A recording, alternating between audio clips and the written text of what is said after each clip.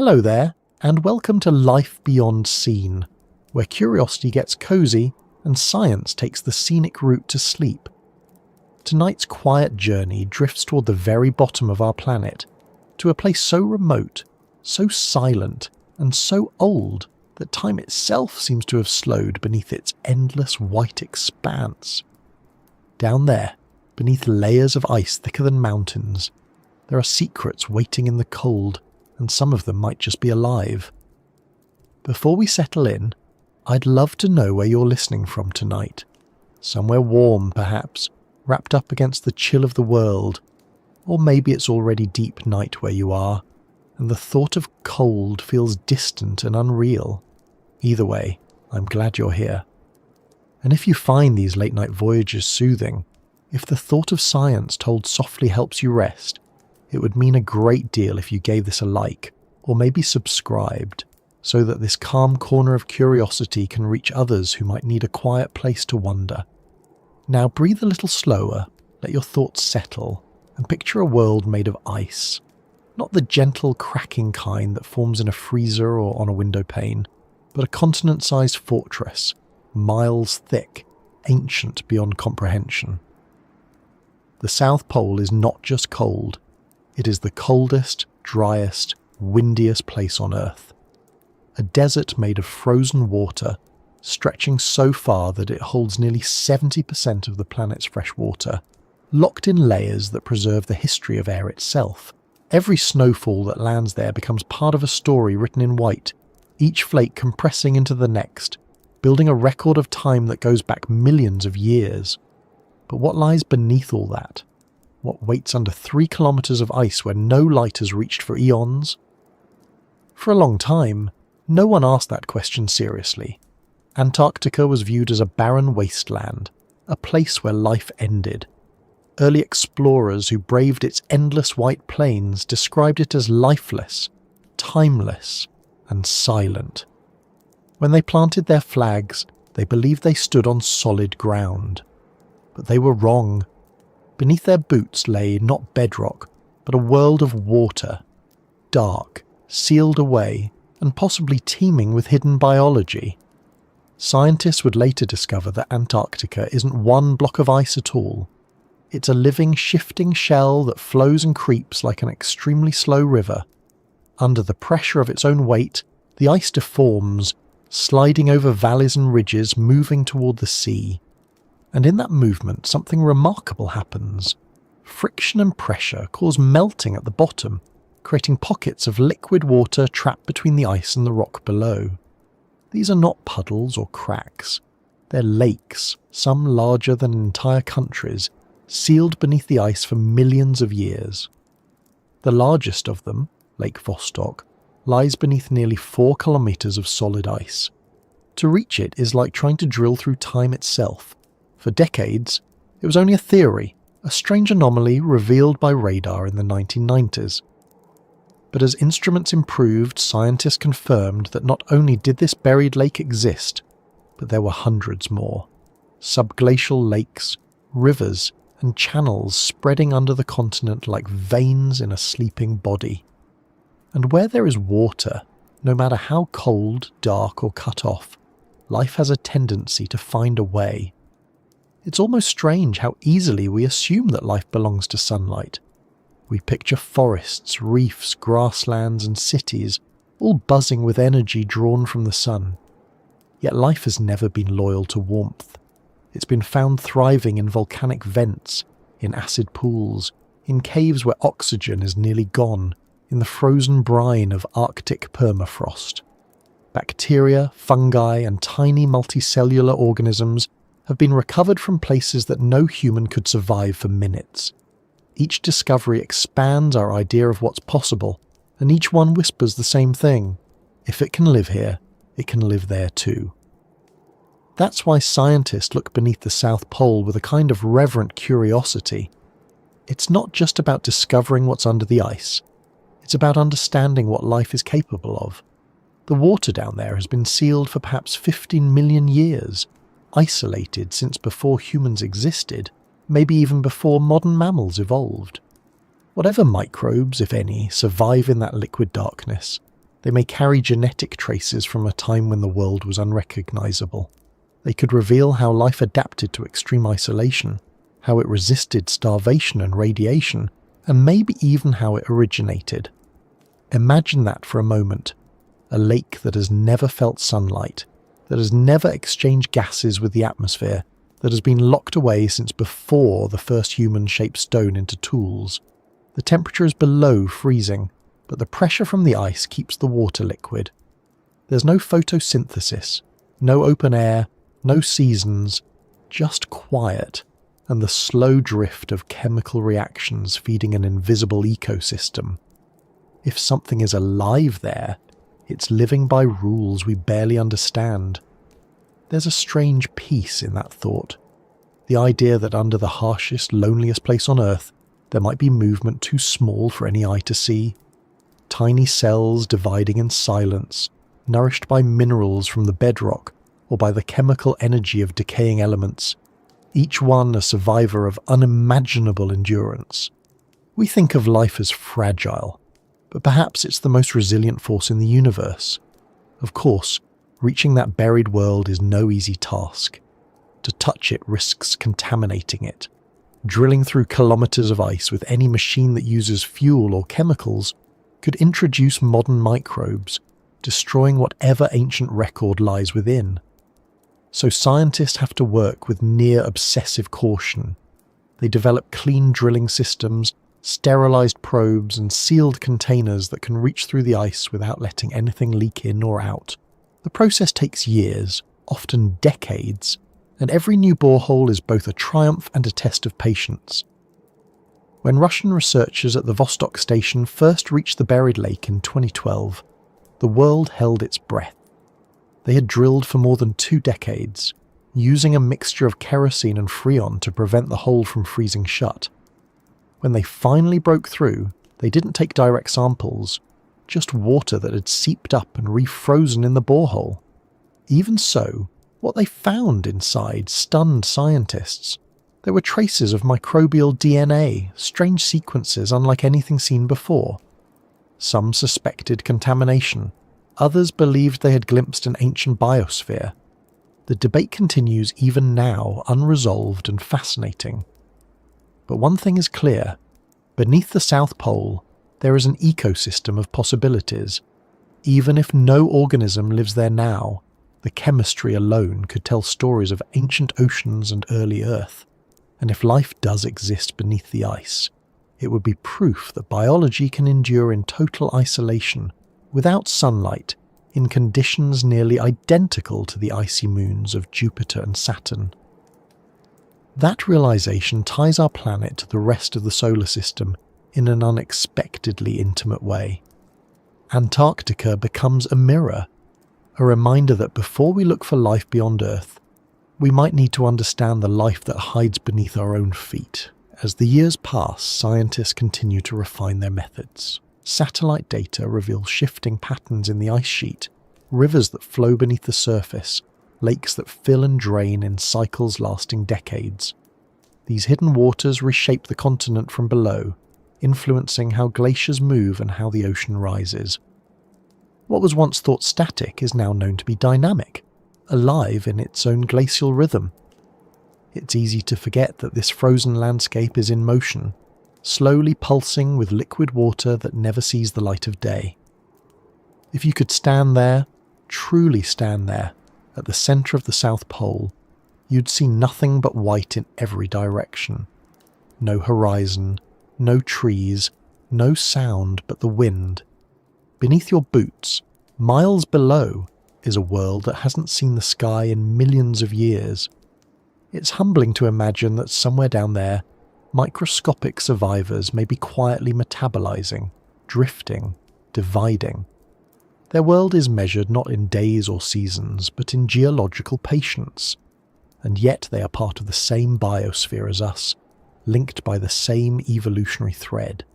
This is what draws scientists to endure the cold, the isolation, the endless logistics of Antarctic research. It's not just curiosity, it's reverence. They're not searching for monsters or lost civilizations, but for the smallest forms of life that remind us how vast existence really is. Every ice core, every filtered droplet of meltwater is a message from a time long before human eyes ever looked south. Even if we find only traces, chemical signatures, ancient DNA fragments, or the fossilized remains of microbes long dead, they will still speak volumes. They will tell us about survival, about adaptation, about the deep persistence of life through planetary change. They may show us how Earth recovered from past ice ages, how it cycled through warmth and cold, and how biology followed quietly through it all.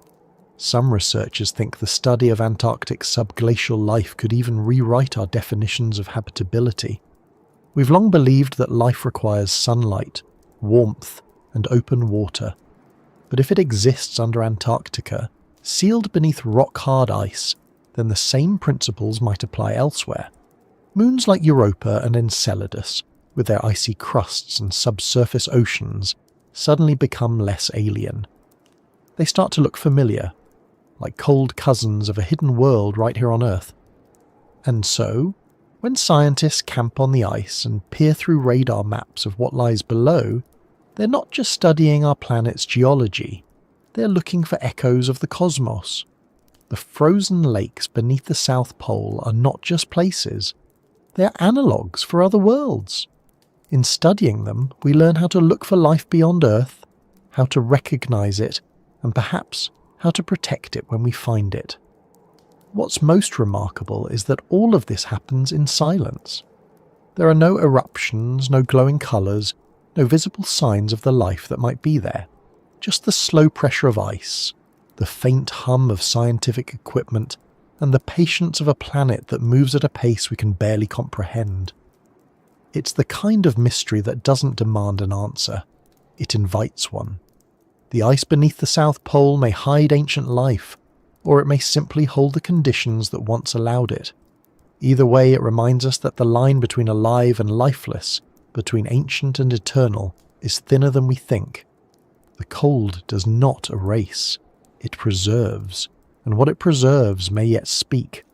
As night deepens and your thoughts drift, imagine that frozen continent again, the surface, bright and windswept, endless and still. The ice below, compacted and clear, layer upon layer of ancient snow, and far beneath that, a lake, silent and dark, where time barely moves. Somewhere down there, in that alien water, something might stir. Not a monster, not a mystery to fear, but a cell dividing quietly in the dark as it has for millions of years. And as strange as it sounds, that tiny movement connects you to it, to the vast history of life on this planet and the patience of the universe itself.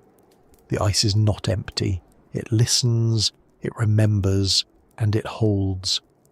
And as we begin to explore what lies beneath, we are really exploring the story of life itself, what it is, where it began, and where it might still be waiting. The world above that buried water is nothing less than an ocean of ice.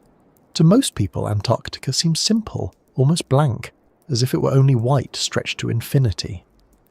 But that endless white is an illusion.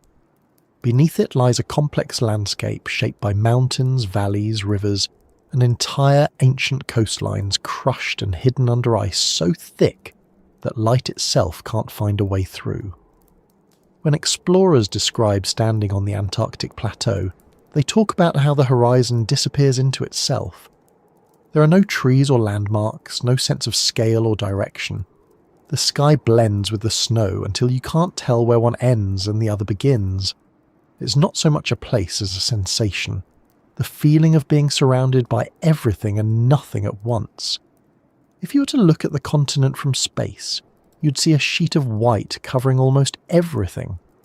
Only a few jagged ridges of dark rock pierce through, known as nunataks, the lonely tops of mountains that once towered over forests and rivers before the ice came.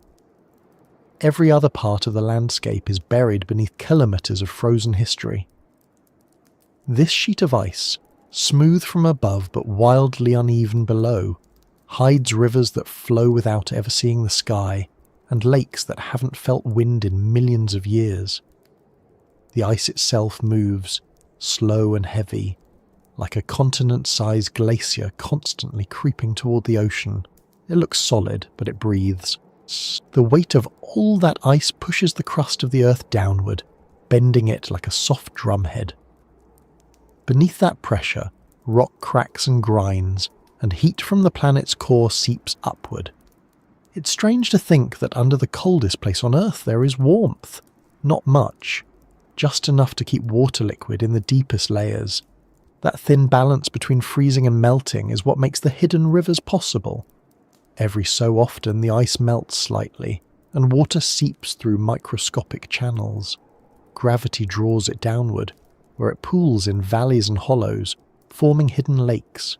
They aren't still. They move slowly under the weight of the ice, sometimes draining into one another like underground tides. For a long time, we didn't know these hidden waters existed.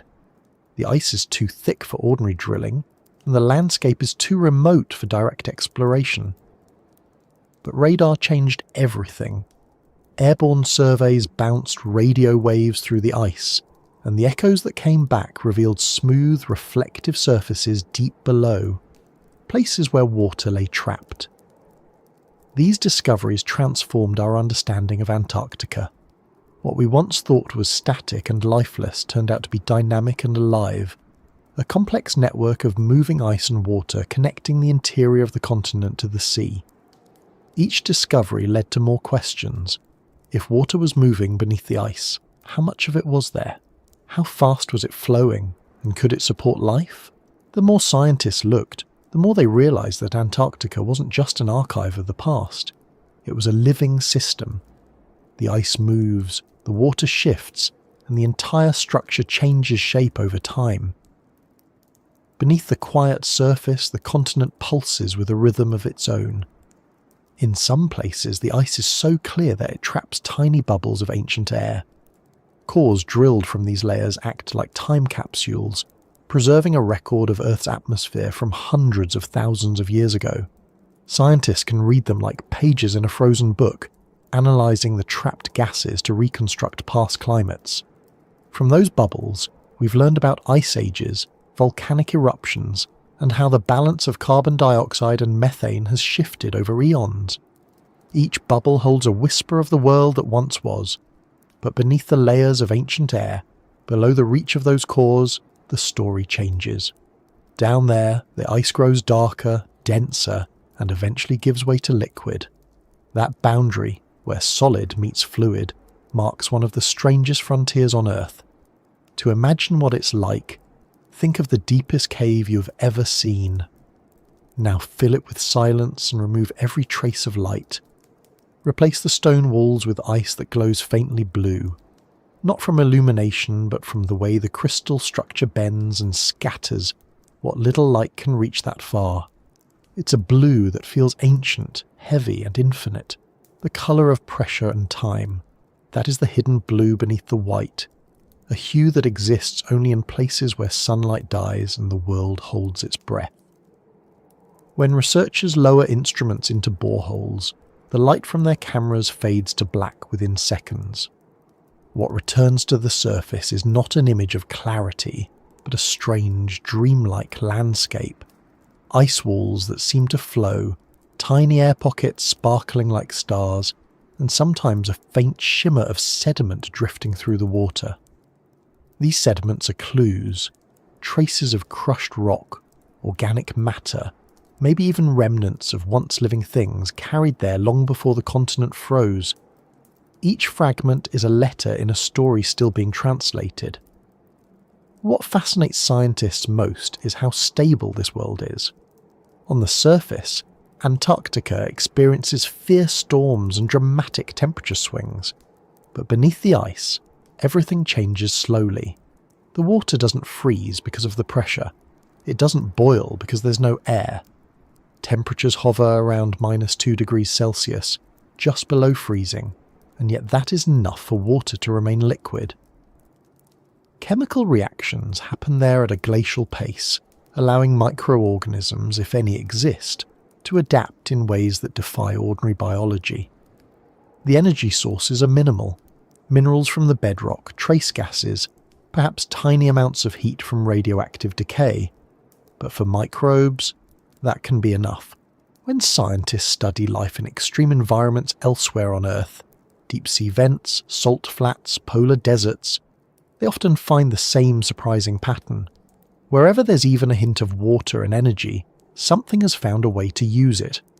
Bacteria that feed on iron, archaea that thrive on methane, fungi that survive on bare rock, all show that life is an opportunist. It doesn't need comfort, only possibility. If that rule holds true beneath the Antarctic ice, then those buried lakes might host ecosystems completely cut off from the surface. It wouldn't be life as we know it. No plants, no animals, no photosynthesis, but a microscopic community surviving quietly on chemical whispers from the rocks below. The thought of that changes how we see the planet. Antarctica stops being a wasteland and becomes a hidden ocean world. The ice above acts as both shield and shroud, preserving conditions that may resemble those of early Earth. Billions of years ago, before the atmosphere thickened and the seas filled with oxygen, life may have looked much the same, simple, microscopic, self-sufficient. Studying these environments could show how those first organisms adapted, how they built metabolisms that functioned without sunlight, and how they endured through cataclysms that wiped out entire species. In some ways, exploring Antarctica is like exploring a memory.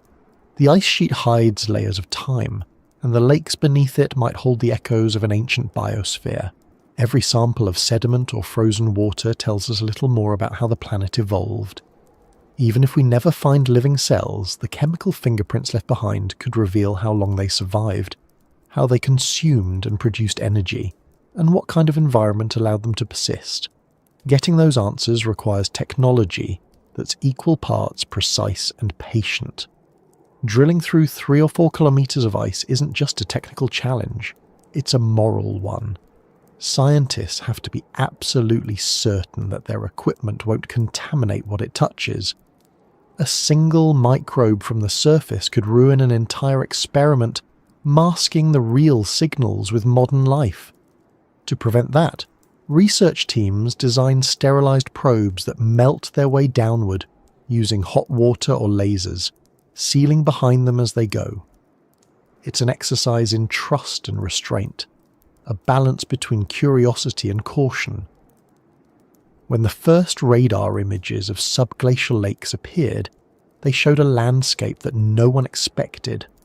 Some lakes were small, just a few kilometers wide. Others stretched for hundreds of kilometers, linked by channels that rose and fell like hidden rivers. In some regions, the lakes drained and refilled over the course of years, hinting at a vast, slow circulation of water under the ice. It's a system both ancient and alive, constantly reshaping itself in the dark.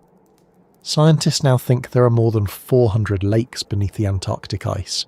Some lie close to the surface, others deep below. The largest, Lake Vostok, covers an area comparable to Lake Ontario and is more than 1,000 meters deep. The water there hasn't touched the atmosphere for at least 15 million years. That number is difficult to comprehend. In that time, continents have moved, climates have shifted, and entire species have risen and vanished. Yet this lake has remained sealed, preserved by ice thicker than the tallest mountains. Standing at the surface, you'd never know it's there. The snow underfoot looks the same as anywhere else, flat, bright, featureless. Only instruments reveal what lies below, and yet the knowledge changes how you feel about the landscape. It's no longer empty, it's layered with secrets. The endless white hides a hidden blue, and that blue hides a history still unfolding. In the stillness of that frozen desert, scientists have to work with precision and humility. Every movement, every piece of equipment must be planned months in advance. Supply flights are rare, the weather unpredictable, and the margin for error small. Research teams live in isolated camps, their world reduced to the hum of generators and the crackle of radios. Outside, the air is so dry and cold that even sound seems thinner. But they keep working, because what waits beneath them could change what we know about life itself. Antarctica is, in many ways, a paradox. It's both fragile and eternal, hostile and nurturing. The same ice that can kill in minutes also preserves the memory of the planet better than any other place. It's a record keeper that asks nothing in return, only silence and patience. Every core of ice, every radar scan, every droplet of meltwater adds to a growing picture of how the Earth's hidden systems work. Those systems don't just matter for the sake of curiosity, they influence the entire planet. The flow of subglacial water affects how ice moves, how glaciers slide into the sea, and ultimately how fast sea levels rise. The deeper we look, the more we realise that the fate of Antarctica is tied to our own. The blue beneath the white isn't only a scientific curiosity, it's a reminder that even in the most extreme places the planet remains alive. The ice moves, the water flows, and the chemistry of life continues quietly out of sight. For scientists who study these hidden worlds, that realization brings both wonder and responsibility. They are not just explorers, they are caretakers of a record older than humanity itself. The story of Antarctica is still being written, line by frozen line. The radar maps improve each year, the drilling becomes cleaner, and the questions grow deeper. How old are these lakes? How many are connected? What do they tell us about the last time the Earth warmed? Somewhere in the answers lies the story of our planet's resilience, the ability to hold life through ice and darkness, to keep moving even when the surface seems still. If you close your eyes and picture that endless white again, it's easier now to imagine what lies beneath. The silence above, the slow pulse of liquid below, the subtle gradient of colour from white to blue. It's a landscape of contradictions, frozen but fluid, ancient but alive. And within that contradiction, you can feel the quiet persistence of life itself, waiting for the next moment when someone finally listens closely enough to hear it. Far beneath that thick expanse of ice, where pressure flattens everything into slow motion and time seems to lose its meaning, there are rivers that move in darkness. They don't sparkle, they don't roar, and they don't reflect the sky. They slide quietly between bedrock and ice, invisible and persistent. When scientists first realized that these rivers existed, it seemed almost impossible. How could water flow in a place so cold that even air becomes brittle? But Antarctica is full of contradictions, and its buried waterways are one of its strangest. The rivers beneath the South Pole don't behave like the rivers we know. They aren't carved by rain or shaped by seasons. They flow because of pressure and heat, and because the Earth itself refuses to stay still. The weight of kilometres of ice above pushes down with such force that it changes the rules of freezing. Water, under enough pressure, melts at temperatures below zero. Add a touch of geothermal warmth from the rocks beneath, and pockets of liquid begin to form.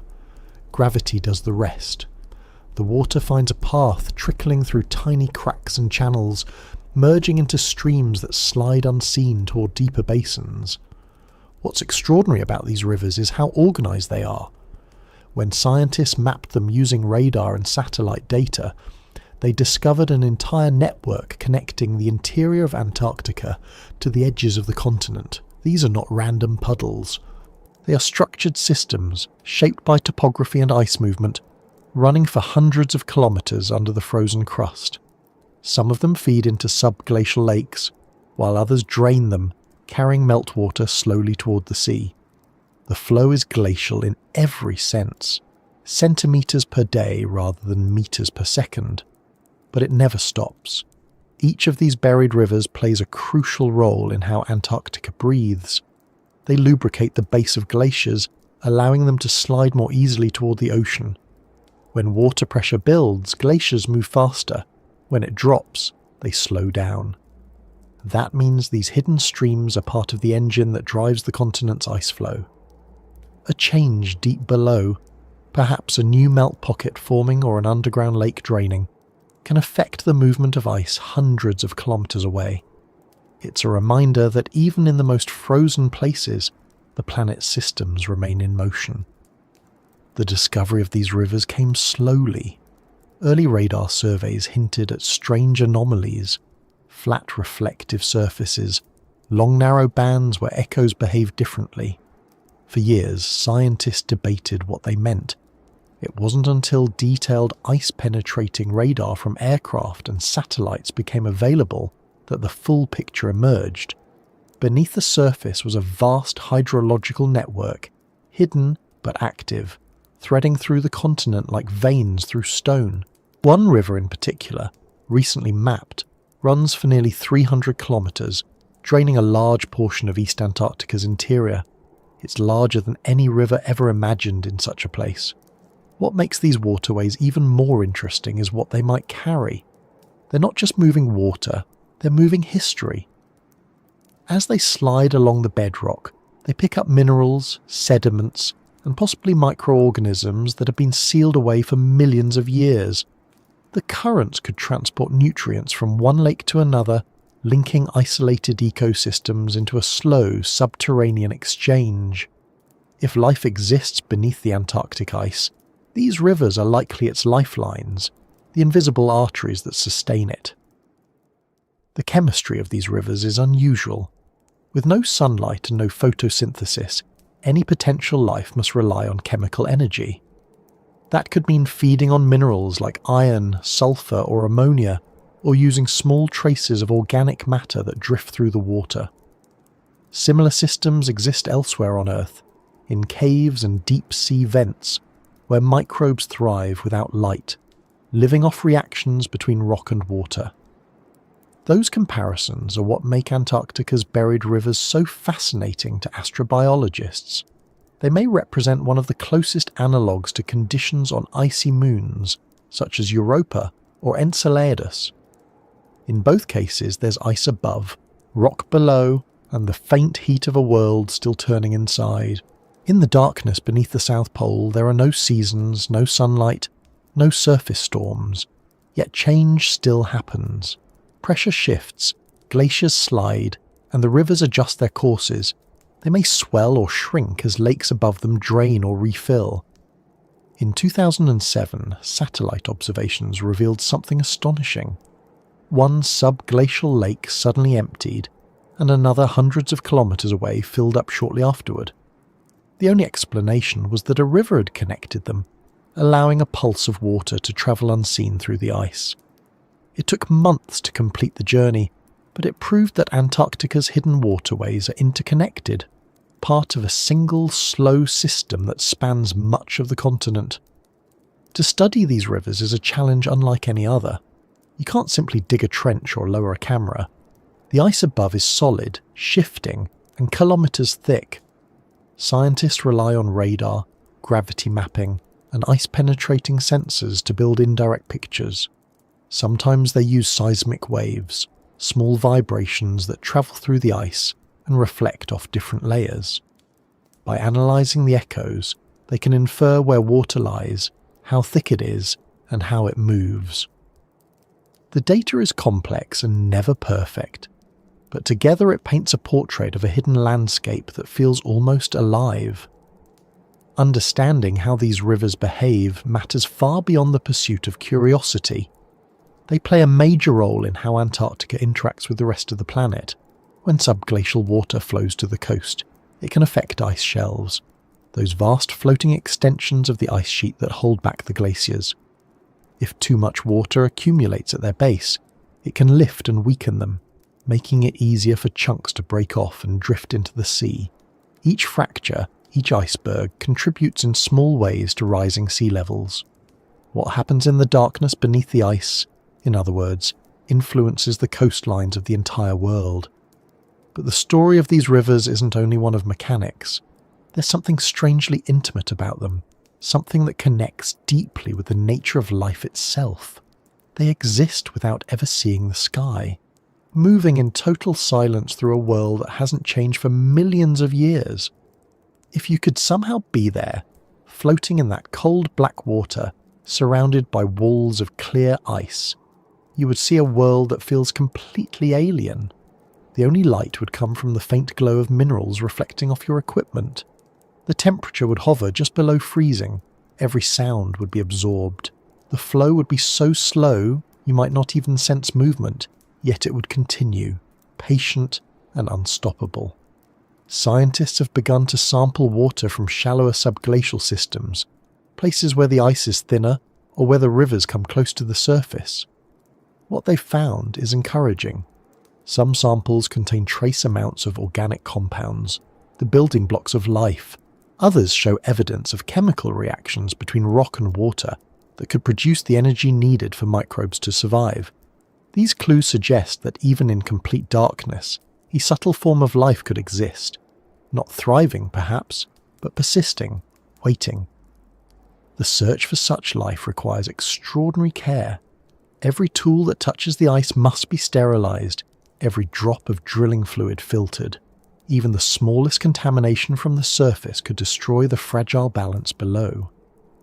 Some research teams have spent decades developing methods that use only clean, hot water to melt through the ice, avoiding chemicals altogether. The goal is simple: to observe without disturbing, to touch without changing. It's a kind of scientific mindfulness, where restraint becomes as important as discovery. There's also a poetic symmetry in how these buried rivers echo the early Earth. Billions of years ago, before the first plants or animals, the planet may have looked more like Antarctica than anything else. Ice and rock, darkness and water, chemistry and persistence. In that environment, primitive microbes learned to harness chemical gradients for energy. They didn't need sunlight or oxygen, just the right minerals and patience. The rivers beneath the South Pole might mirror that process, still running after all this time. Studying them could show us what the first stirrings of metabolism looked like, how life began in the absence of warmth and light. It's humbling to think that while we search for life on other planets, we may still be discovering its oldest forms right here. The ice at the bottom of the world is not just a frozen archive, it's an experiment that's been running uninterrupted for millions of years. Every molecule of water that flows beneath it carries information about temperature, chemistry, and biological potential. Every trace of carbon or sulfur could be a signature of something once alive. The deeper scientists go, the more it feels like reading a diary written by the planet itself. These discoveries are changing how we define habitability. It's no longer just about sunlight and warmth. It's about stability, protection, and the persistence of liquid water. The Antarctic subglacial system proves that life doesn't need open air or green landscapes. It only needs time and a place to hold on. That realization reshapes not just our understanding of Earth, but of every icy world we've yet to explore. If microbes can exist in these cold, dark rivers, then perhaps they can also swim beneath the crust of Europa, or drift in the hidden seas of Enceladus. The distance between those worlds and ours begins to feel smaller, connected by the shared logic of survival. Back on the surface, the people who study these rivers often describe a sense of awe that's difficult to put into words. It's not just about the data. It's about the awareness that right under their feet, beneath layers of silence, an entire system is moving. Some compare it to standing above a living organism, a heartbeat that can't be seen but can be felt through the instruments. The ice responds to that movement. It creaks, shifts, and sometimes rises or falls by centimeters as water flows underneath. Even satellites can detect those subtle changes, translating them into maps of invisible motion. The more we learn, the more it becomes clear that Antarctica isn't a static wilderness, but a place of quiet transformation. Its rivers carry not just water, but stories of climate cycles, of ancient ecosystems, of the deep connection between rock, ice, and life. Every drop that moves through those channels is part of a process millions of years in the making.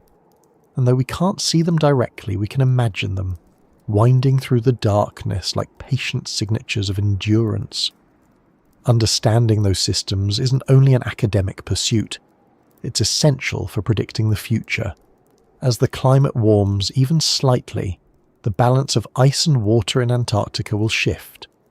More melting at the base could mean faster glacier flow, more discharge into the sea, and greater instability at the ice margins. By studying the hidden rivers now, scientists are learning how to anticipate those changes, how to protect coastal communities, and how to recognize the early signs of transformation. In a way, the rivers beneath the ice are like messengers, telling us what the planet is planning before it speaks more loudly through rising seas. When you think about it that way, these buried streams are both ancient and immediate. They remember the deep past and hint at the near future. They connect the frozen center of the Earth's coldest continent to the rest of the planet's moving water. And through them, the idea of separation between surface and depth, past and present, living and still, starts to fade. It becomes clear that nothing on this planet is ever truly alone. Even in the deepest darkness, movement continues, and where there is movement, there is potential. If you listen long enough, you can almost sense it. Not the sound of water itself, it's far too deep and muffled for that, but the quiet certainty that beneath all that white silence, the world is still flowing. The rivers that move without light are not waiting for us to find them. They've been there all along, shaping the ice from below, whispering the story of a planet that never really sleeps. And as the ice keeps shifting, the next part of that story begins where the rivers lead, into the vast sealed basins that hold the oldest and most mysterious water on Earth. Down there, far below even the hidden streams, the real secret waits, preserved in darkness for millions of years, carrying within it the memory of ancient life and the promise of discovery yet to come. Beneath those buried rivers lies a stillness so complete that even time seems reluctant to move. The water there has not seen sunlight since before the first forests grew on Earth. It has not mixed with the atmosphere, not felt a wave, not known a storm. It lies sealed under kilometers of ice, in a kind of suspended state that defies imagination. Scientists call these places subglacial lakes, but the word lake hardly does them justice. They are ancient reservoirs of water older than most mountain ranges, trapped between ice and rock in conditions that have remained unchanged for millions of years. If you could somehow look inside one, you'd be staring at a mirror of Earth's distant past, a glimpse into what the planet once was and maybe into how life began. The most famous of these hidden lakes is Lake Vostok, buried beneath nearly 4 kilometers of Antarctic ice. It stretches for more than 200 kilometers in length and holds as much water as one of North America's Great Lakes. For decades, no one knew it existed. In the mid-20th century, Soviet scientists stationed at the remote Vostok research base noticed odd readings in their seismic data suggesting something soft beneath the ice. Later, radar surveys confirmed what they had suspected: a massive body of liquid water sealed away, completely isolated from the surface. What made it remarkable wasn't just its size, but its age. Geological studies suggest that the ice above has kept it cut off from the atmosphere for at least 15 million years. During that time, continents shifted, climates changed, species rose and fell, and the lake remained undisturbed. It's difficult to overstate what that kind of isolation means. The surface world has undergone mass extinctions, ice ages, and global warmings. Oceans have changed their chemistry, and the air has traded compositions more than once. But Lake Vostok has been shielded from it all. No sunlight penetrates that far, and the water remains liquid only because of pressure from above and heat from below. The temperature hovers around -3 degrees Celsius, yet it never freezes. The ice acts like a lid, insulating the lake from the brutal cold above. Every molecule of water inside it has been circulating quietly for millions of years, perhaps carrying traces of ancient sediments, and maybe even life forms that evolved in total isolation. When scientists first began to think seriously about what could live in such a place, the debate was fierce.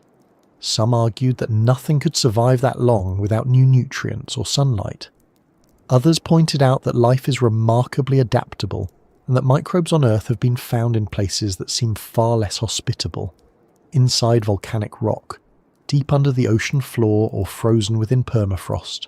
Microorganisms, after all, do not need much to survive, just a source of energy and a way to keep their internal chemistry running. If they could find that beneath the Antarctic ice, then life there might not only exist, but thrive in its own slow way. Lake Vostok isn't alone. Scientists have identified more than 400 subglacial lakes scattered across Antarctica, many of them connected by the underground rivers that flow through the darkness. Some are small, only a few kilometers wide. Others stretch for hundreds of kilometers beneath the ice. Each one tells a different story.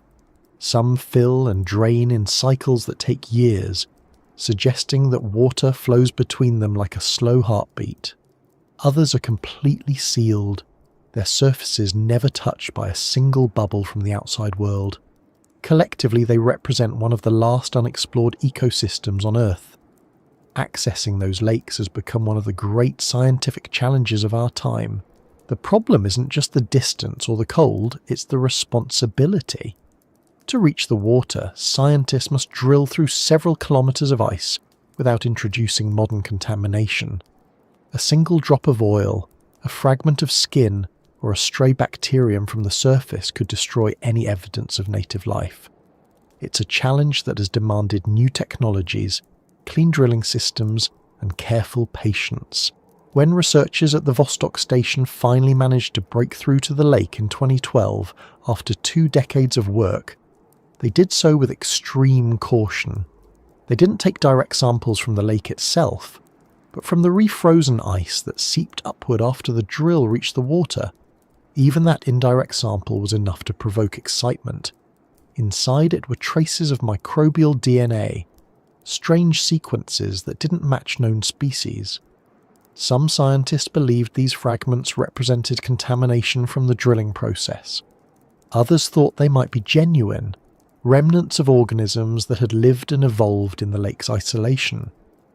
The truth remains uncertain, but the finding ignited a renewed sense of wonder. If there was even a small chance that life persisted there, it meant the possibilities for life elsewhere in the universe had just widened dramatically.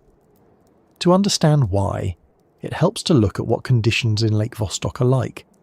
The water is under immense pressure, nearly 400 times that at the surface. There is no light, no photosynthesis, and very little oxygen. Yet chemical reactions between rock, water, and sediment could provide a steady, if minimal, source of energy. Minerals containing iron or sulfur might serve as food for microbes capable of chemosynthesis, converting inorganic compounds into usable energy, much like bacteria living near deep-sea hydrothermal vents. The sediment at the bottom of the lake could also hold ancient organic matter, trapped there when the lake first formed millions of years ago. Slowly, steadily, that material could still be breaking down, feeding microscopic ecosystems that have never seen the surface. Every layer of ice above the lake tells a part of its story. The deeper scientists drill, the older the ice becomes, preserving tiny samples of the environment from different eras. Just above the lake, they find what's known as accretion ice, frozen water that once belonged to the lake itself before refreezing as it came into contact with the overlying ice sheet. This layer acts as a bridge between the isolated lake and the world above, and studying it allows researchers to infer what lies beneath without fully breaching the lake. In those samples, scientists have found evidence of salts, organic molecules, and even microscopic structures resembling bacteria.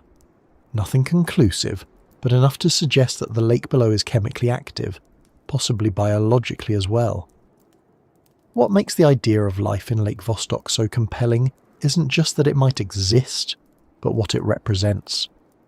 If organisms can survive there, without sunlight, cut off from the biosphere, under immense pressure, in near-freezing temperatures, then life might not be as fragile as we once thought. It might be a fundamental property of matter when the right conditions align.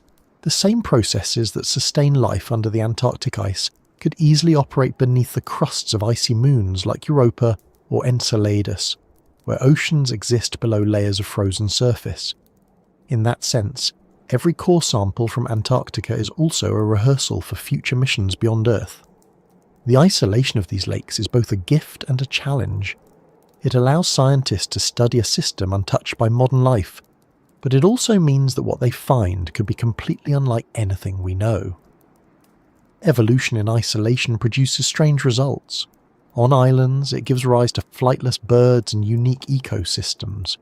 Under ice, it might produce microbes with unfamiliar biochemistry, perhaps using different enzymes, or tolerating pressures and temperatures no surface organism could endure. Such discoveries would not only expand the tree of life, but also reshape our understanding of biology itself. Working in Antarctica to pursue these mysteries requires endurance of a different kind. The researchers live in some of the harshest conditions on Earth. The temperature can drop below minus 60 degrees Celsius, and the winds can tear through camp like a living thing. Days and nights blur into one another. Equipment freezes. Supplies must be flown in by aircraft that can only land a few months each year. Every step of progress is measured in patience. But ask any scientist who's spent time there, and they'll tell you it's worth it. Standing on that frozen plain, knowing what lies beneath, gives a sense of awe that no laboratory can replicate. There's also a quiet philosophical dimension to all of this. The lakes beneath Antarctica are not just scientific curiosities, they're reminders of how much of the planet remains unseen. In an age when satellites map every coastline and drones fly over every forest, it's humbling to realise that entire worlds still exist beneath our feet, sealed in darkness, waiting to be understood. They remind us that discovery doesn't always happen by looking outward. Sometimes it means looking inward, downward, into the parts of Earth we've never truly touched. Beyond Lake Vostok, other subglacial lakes have drawn attention too. Lake Whillans, for example, lies under less ice and has been successfully sampled using a clean hot water drill. In 2013, researchers retrieved water and sediment directly from it without contamination. To their astonishment, they found living microbes, entire communities of bacteria that had been surviving under the ice. These weren't remnants or fossils, they were alive, metabolizing slowly in the dark. The lake itself was smaller and younger than Vostok, but its existence proved a point. Where there is liquid water, even in such extreme conditions, life can persist. That discovery strengthened the belief that Lake Vostok and others like it might also harbour living organisms, perhaps even more diverse ones, adapted over longer timescales. It also demonstrated that careful exploration is possible without damaging these fragile systems. The success of clean drilling at Lake Whillans set a precedent for future missions, showing that humanity can study such places responsibly. Each new borehole adds to a growing picture of a hidden biosphere, one that's as old as the continent itself. The age of these lakes means they may also preserve environmental records far older than any ice core. The sediments at their bottoms could contain clues about what Antarctica looked like before it froze. There might be traces of ancient forests, microbial mats, or chemical markers from prehistoric oceans. Analysing those sediments could help scientists understand how Earth transitioned from a warm, lush world to the frozen desert we see today.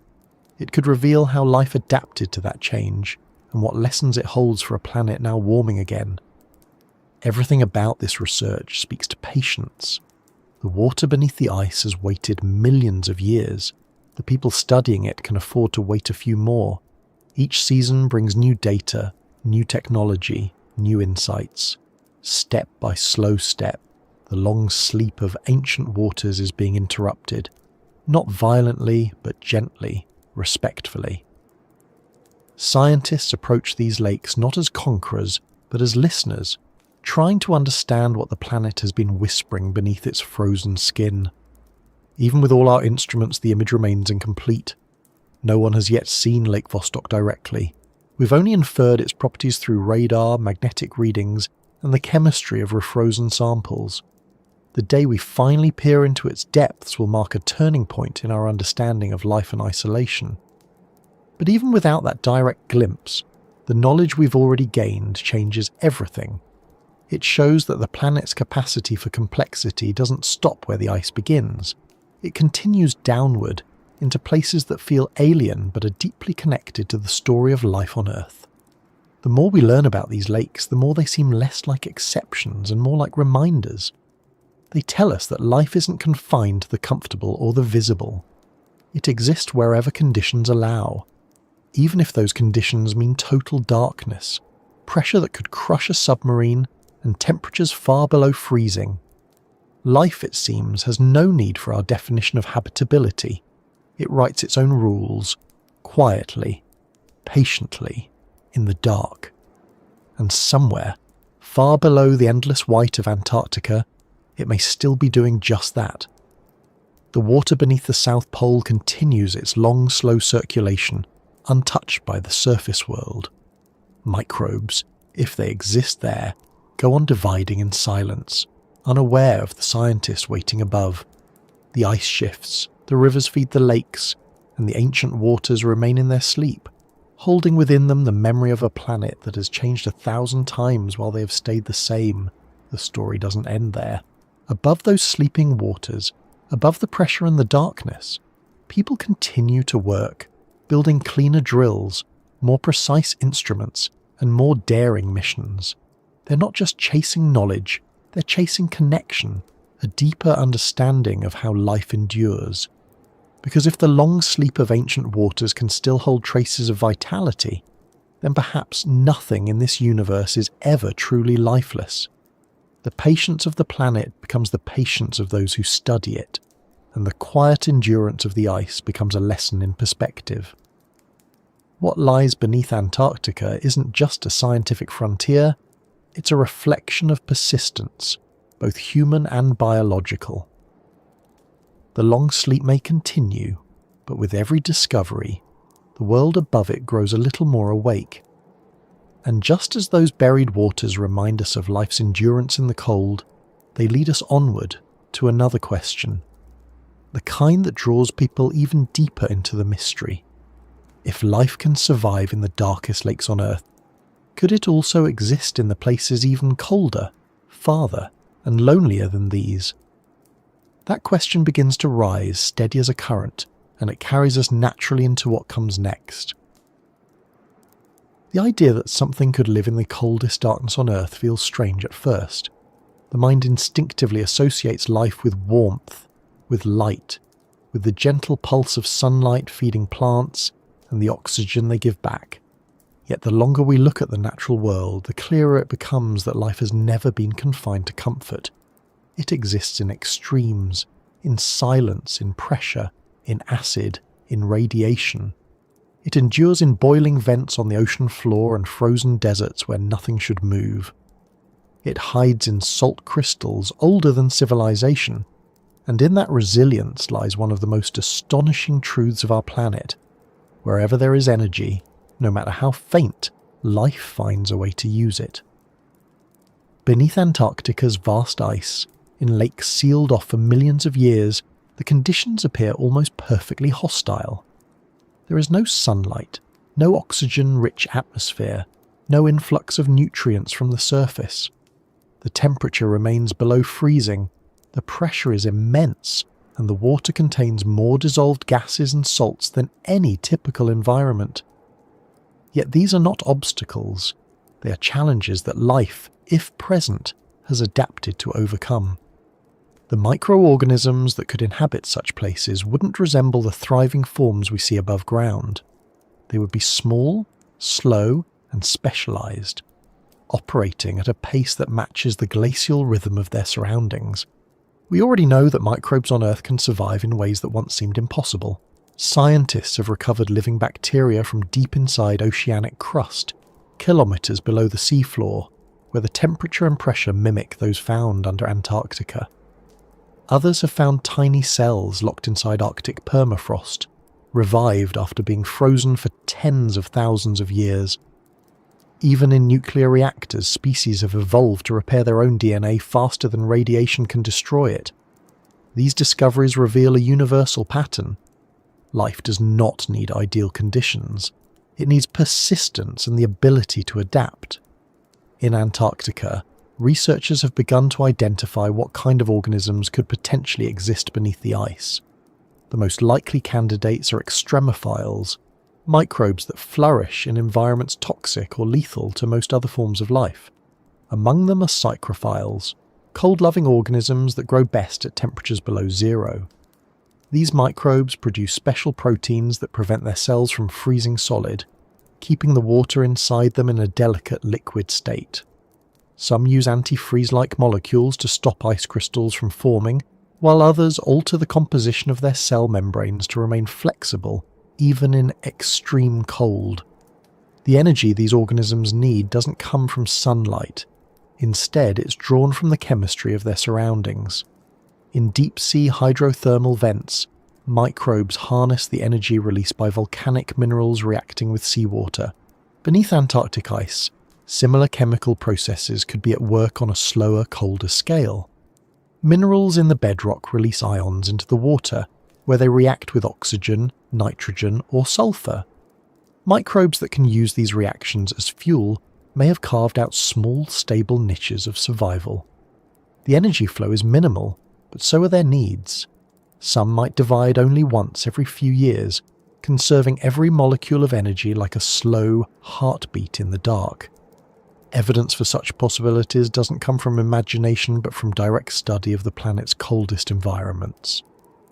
In the dry valleys of Antarctica, one of the most barren regions on Earth, scientists have discovered microbial colonies living inside rocks. These tiny communities survive on moisture that condenses from the air and energy captured from faint traces of sunlight filtering through the stone. If life can persist in exposed, frozen rock, it's not a stretch to believe it can do so beneath kilometers of insulating ice, where liquid water still moves. Further evidence came from the exploration of Lake Whillans, where researchers successfully drilled down through the ice without contamination. The samples they retrieved contained living cells, thousands of them in every milliliter of water. Analysis showed a variety of bacterial species, many unknown to science, each with adaptations for cold, dark environments. Some appeared to feed on nitrogen and sulfur compounds, while others used iron and methane. These organisms weren't dormant fossils from the past. They were metabolically active, alive and functioning in conditions once thought sterile. Their existence proves that even in the absence of sunlight, ecosystems can persist for thousands, perhaps millions, of years. What's striking about these microbes is how interconnected their survival appears to be. Each species depends on the waste products of another, forming a slow, circular economy of energy. One group might convert nitrogen into a usable form, which another then consumes and converts back into something else. Over time, these exchanges stabilize, creating a self-sustaining cycle that doesn't require external input. It's a miniature version of what happens in larger ecosystems, only reduced to the most efficient possible scale. Every molecule is recycled, every byproduct becomes food for something else. The existence of these communities forces scientists to reconsider the limits of habitability. The old assumption that life needs sunlight has already been dismantled by discoveries in the ocean depths. Now, with evidence from subglacial environments, another idea begins to shift, that life needs abundance. In truth, it may need only equilibrium, a balance between energy gained and energy spent, no matter how faint that balance may be. The slow pace of life in these regions is difficult for humans to grasp. On the surface, we measure time by movement, days, seasons, growth. But in the coldest shadows, time behaves differently. Chemical reactions slow down, metabolism crawls, and replication becomes rare. For the organisms living there, a single division might take years. Yet across geological time, that rhythm becomes sustainable. A microbe that divides once every century could still leave descendants stretching back millions of years. The system endures because it never wastes energy on anything unnecessary. It's the purest form of efficiency, life pared down to its simplest state, but still undeniably alive. Studying these microbes offers more than biological curiosity. It provides insight into how early life might have looked. Billions of years ago, before oxygen filled the atmosphere, Earth's surface was far less hospitable than it is today. The planet was bombarded by radiation, volcanoes, and meteors. Oceans were murky and acidic. In that environment, simple microbes found ways to survive in chemical gradients, just as they do beneath Antarctic ice now. In a sense, these modern extremophils are living fossils, echoes of Earth's earliest inhabitants. Understanding them is like reading the first pages of life's story written in molecular script. The tools used to study them are just as fascinating. Scientists can't simply scoop up samples and hope they survive. They must maintain the temperature, pressure, and chemical balance of the environment as closely as possible. A change of even a few degrees could kill delicate organisms adapted to such narrow conditions. Once the samples reach laboratories, researchers use genetic sequencing to identify what's there. Instead of looking for visible structures, they search for DNA fragments, chemical markers, and isotopic ratios that indicate biological activity. These techniques reveal patterns invisible to the eye but unmistakable in their meaning. The results, while still limited, suggest a remarkable diversity of microbial life. Many sequences recovered from Antarctic ice and water samples don't match any known organism. Some are distantly related to marine bacteria, suggesting that ancient seawater may have played a role in forming these lakes before the continent froze. Others are completely unique, hinting at long evolutionary separations. Each new sequence adds another branch to the tree of life, expanding its reach into environments once thought impossible. What's perhaps most humbling is that the total biomass of these hidden ecosystems could rival that of entire surface regions. Beneath Antarctica, beneath the ocean floors, beneath mountain ranges, microbial life exists in sheer numbers that are difficult to comprehend. The subsurface biosphere may account for the majority of Earth's microbial population, quietly influencing global chemistry without ever being seen. This vast hidden domain reminds us that what we consider the surface world is only one layer of a much larger living system. There's also a lesson here about resilience. Life in the coldest shadows doesn't fight against its environment, it adapts to it. It finds equilibrium instead of resistance. The microbes beneath the ice don't need warmth, they've evolved to function in its absence. They don't need light, they've replaced it with chemistry. Even death in these ecosystems takes on a different meaning. When a cell dies, its components are quickly reused by others, the cycle continuing seamlessly. Nothing is wasted, nothing lost. It's an entire philosophy of existence built on endurance and balance. Researchers studying these systems often describe a peculiar emotional response when they first realize what they're looking at. It's not the excitement of discovery exactly, but a kind of quiet awe. To peer into a sample of water from 2 kilometers beneath the ice and see signs of life is to be reminded that the universe is less empty than it appears. That feeling is especially profound when one considers how similar these environments are to those on other worlds. The icy moons of Jupiter and Saturn have conditions that mirror Antarctica's subglacial lakes almost perfectly. Thick ice above, rock below, liquid water trapped in between. If life can exist here, it stands to reason that it might exist there as well. That possibility has made Antarctica a training ground for astrobiologists. The techniques used to sample its subglacial lakes are prototypes for future missions to Europa or Enceladus.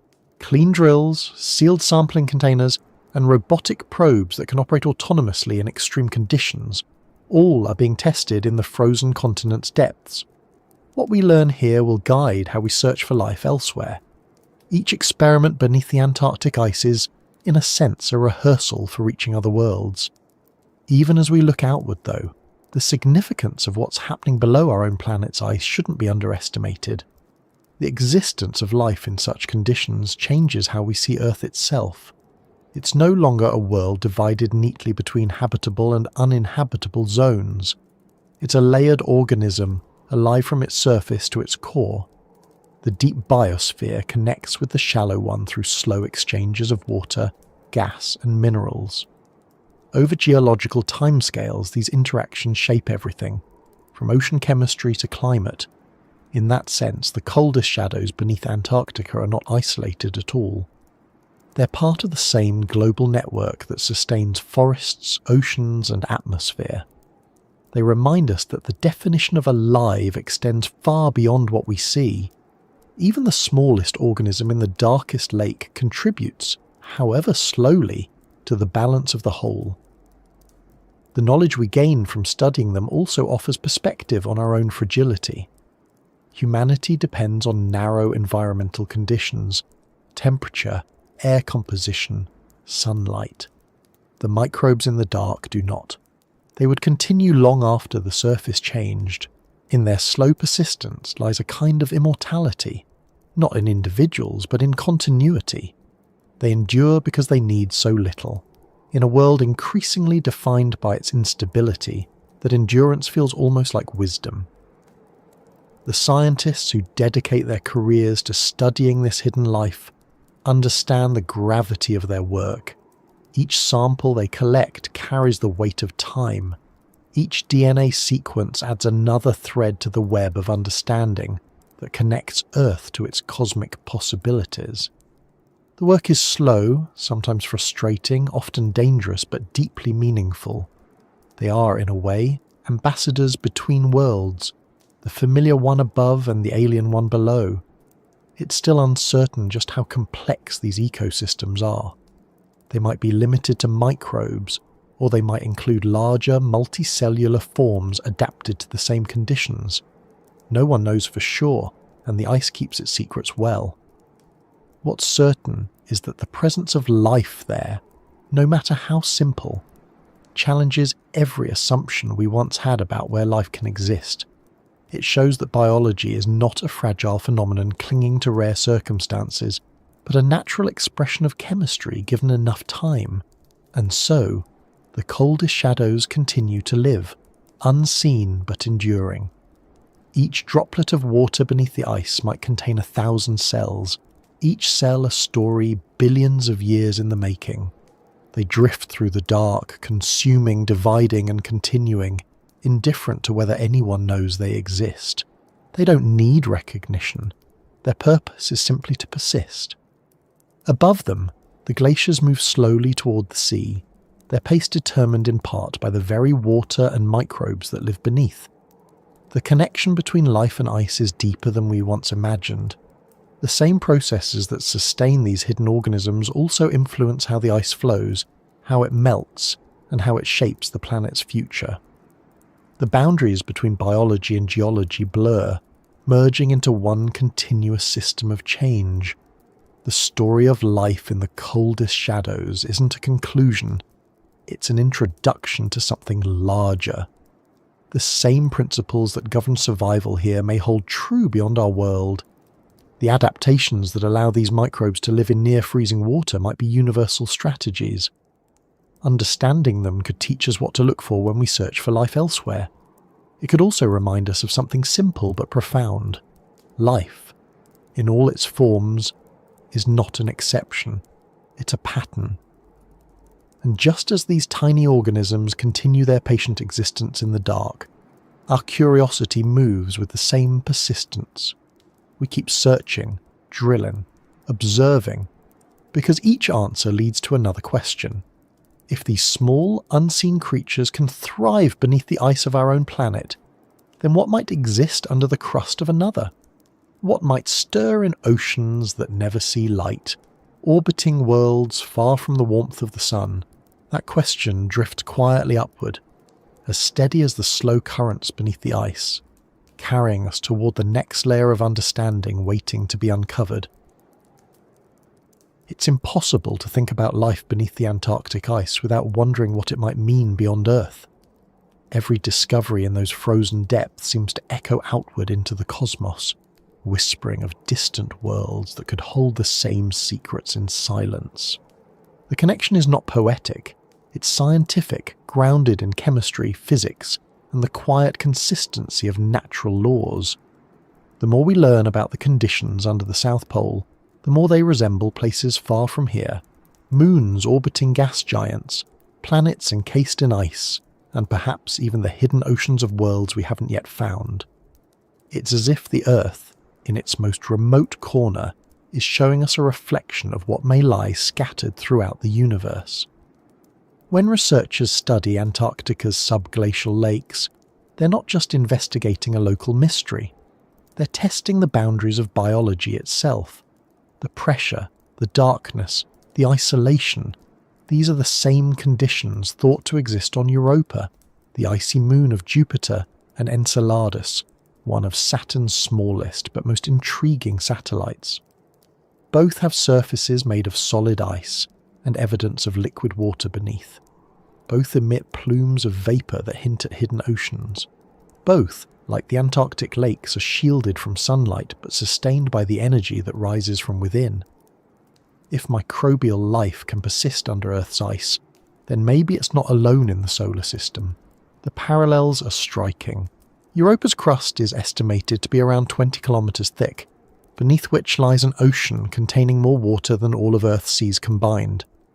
The temperature there is far below freezing, but the moon's interior stays warm due to tidal forces, gravitational stretching caused by Jupiter's immense pull. The result is a global ocean of liquid water, moving and mixing in the dark. It's the same balance of pressure and heat that keeps Antarctica's lakes from freezing solid. On Enceladus, similar forces are at work. The moon's icy surface is scarred with fractures that vent plumes of water vapour into space. Spacecraft passing through those plumes have detected salts, organic molecules, and complex chemistry, all ingredients that could, under the right conditions, sustain life. This resemblance between distant moons and Earth's frozen south isn't just coincidence. It reveals a deeper truth about how planets and moons evolve. Ice and rock interact in predictable ways, creating energy gradients that life could exploit. It's the same story repeated across scales. Wherever water and energy meet, biology might follow. The study of Antarctica, then, becomes a model for astrobiology, a way to understand how life might arise and persist in places we can't yet reach. Every sample drawn from under the South Pole becomes a stand-in for samples we hope one day to take from alien oceans. That's why so many scientists describe Antarctica as an analogue for extraterrestrial environments. The drills, the sensors, the sterilization techniques, they're all designed not only to study Earth's subglacial ecosystems, but to prepare for missions beyond it. When engineers test a new robotic probe in Antarctica's frozen waters, they're rehearsing for the day it might descend through the ice of Europa. The same problems, contamination, communication, and energy management, apply equally on both worlds. What we learn here will determine how carefully we can explore there. It's fascinating to think that the path to discovering alien life may pass through one of the most desolate regions of our own planet. In a way, the Antarctic ice is a bridge between worlds, connecting our understanding of Earth's resilience with the possibilities that exist beyond the reach of sunlight. When scientists peer into that darkness, they're not just studying microbes, they're listening for a pattern, a rhythm that might repeat elsewhere. Even the chemical signatures found in subglacial lakes hint at processes that could be universal. For example, the interaction between rock and water can produce hydrogen gas, a simple molecule that many microbes use as fuel. The same reaction occurs when ocean water meets volcanic rock at deep-sea vents. It also likely happens beneath the crusts of icy moons, where tidal heating keeps the interiors warm enough for water to circulate.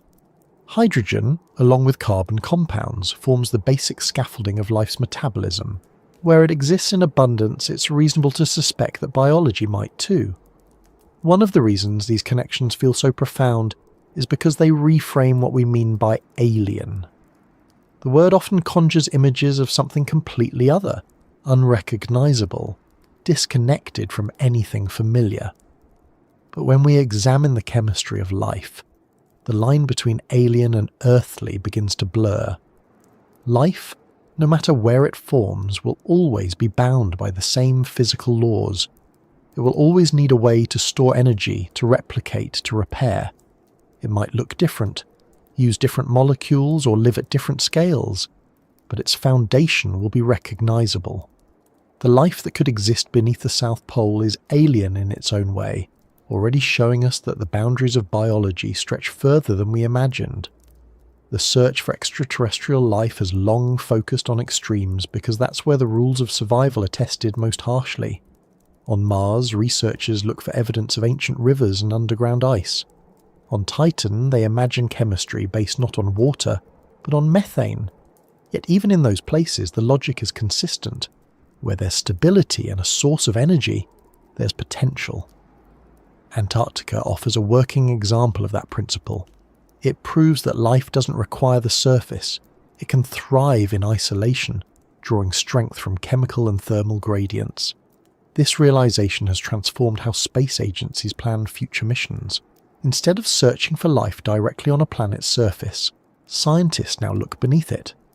Instruments are designed to detect traces of subsurface water, measure chemical imbalances, and identify molecules that could indicate biological activity.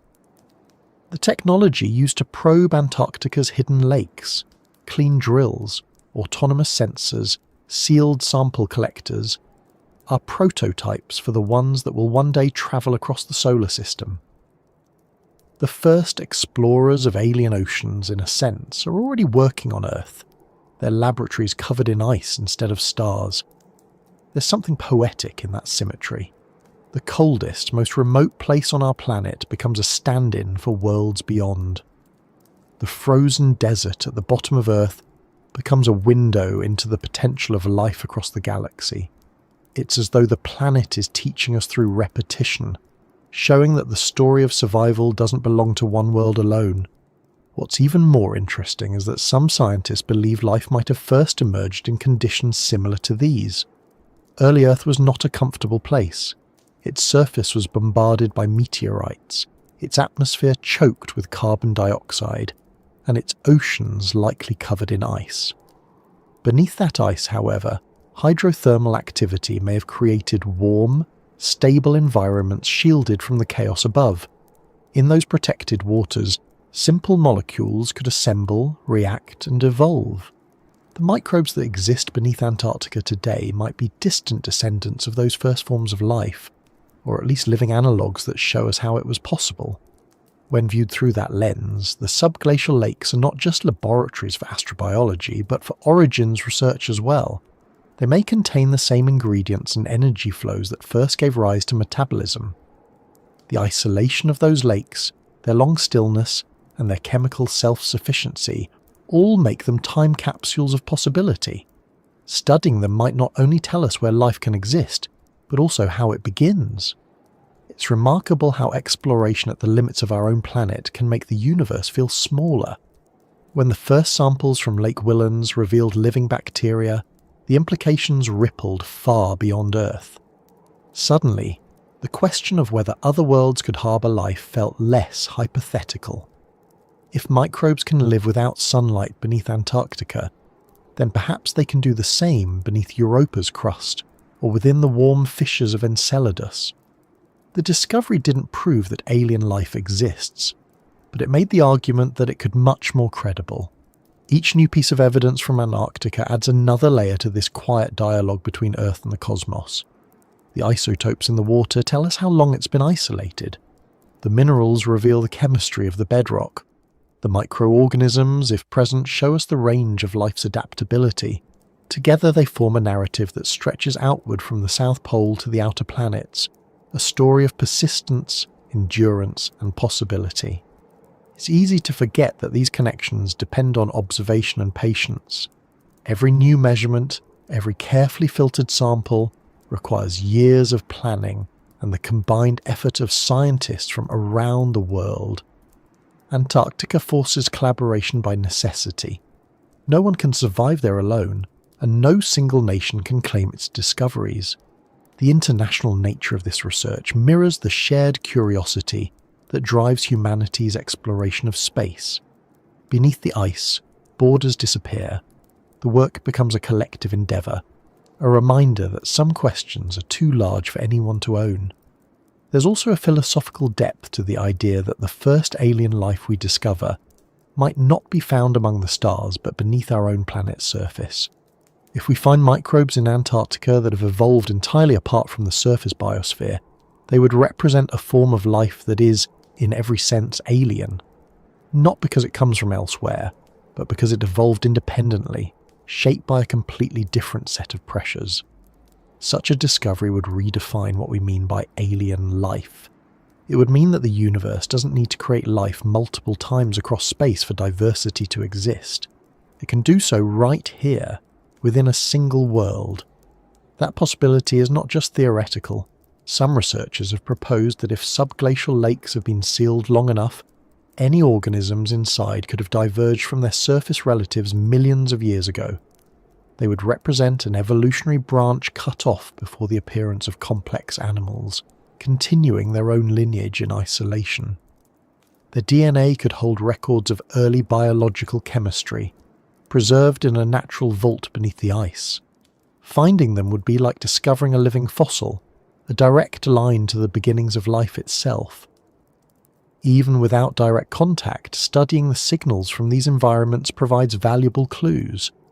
Instruments capable of detecting methane, carbon dioxide, and other metabolic byproducts can reveal whether something biological might be happening below. It's the same approach used to analyse the atmospheres of distant planets.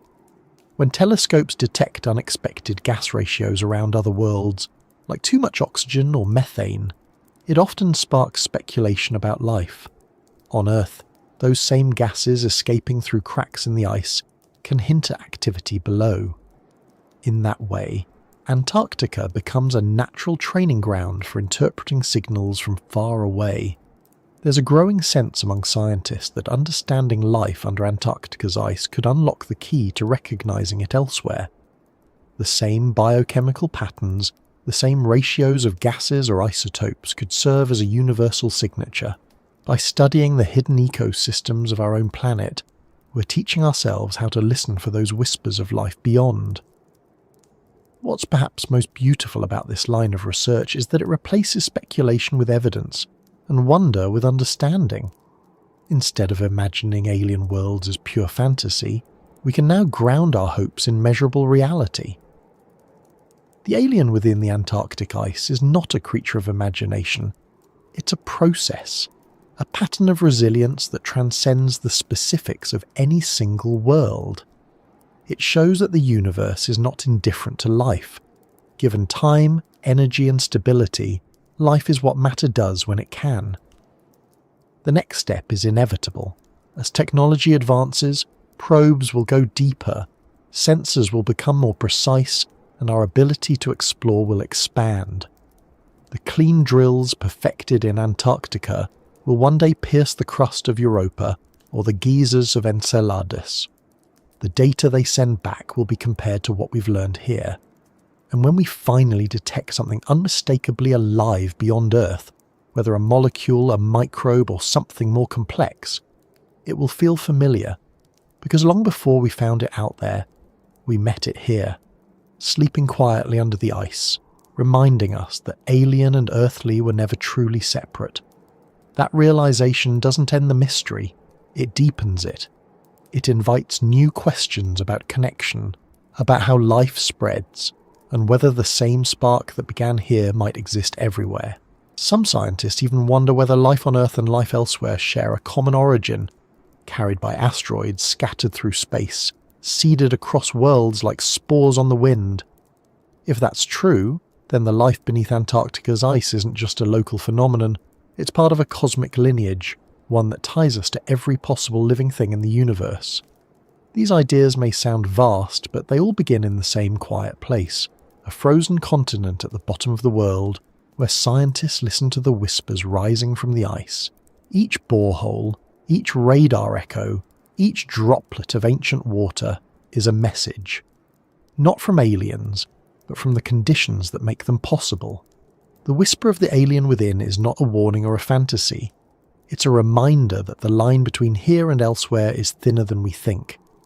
The same processes that make our planet alive could be playing out in countless hidden corners of the cosmos, waiting for someone to notice. The work continues, patient and precise. Teams endure months of darkness, isolation and cold, driven by the belief that beneath the ice lies more than water and sediment. They know that the story of life isn't confined to one planet. It's a story of chemistry, endurance, and the quiet insistence of existence itself. The whispers beneath the South Pole are the same whispers that echo across space.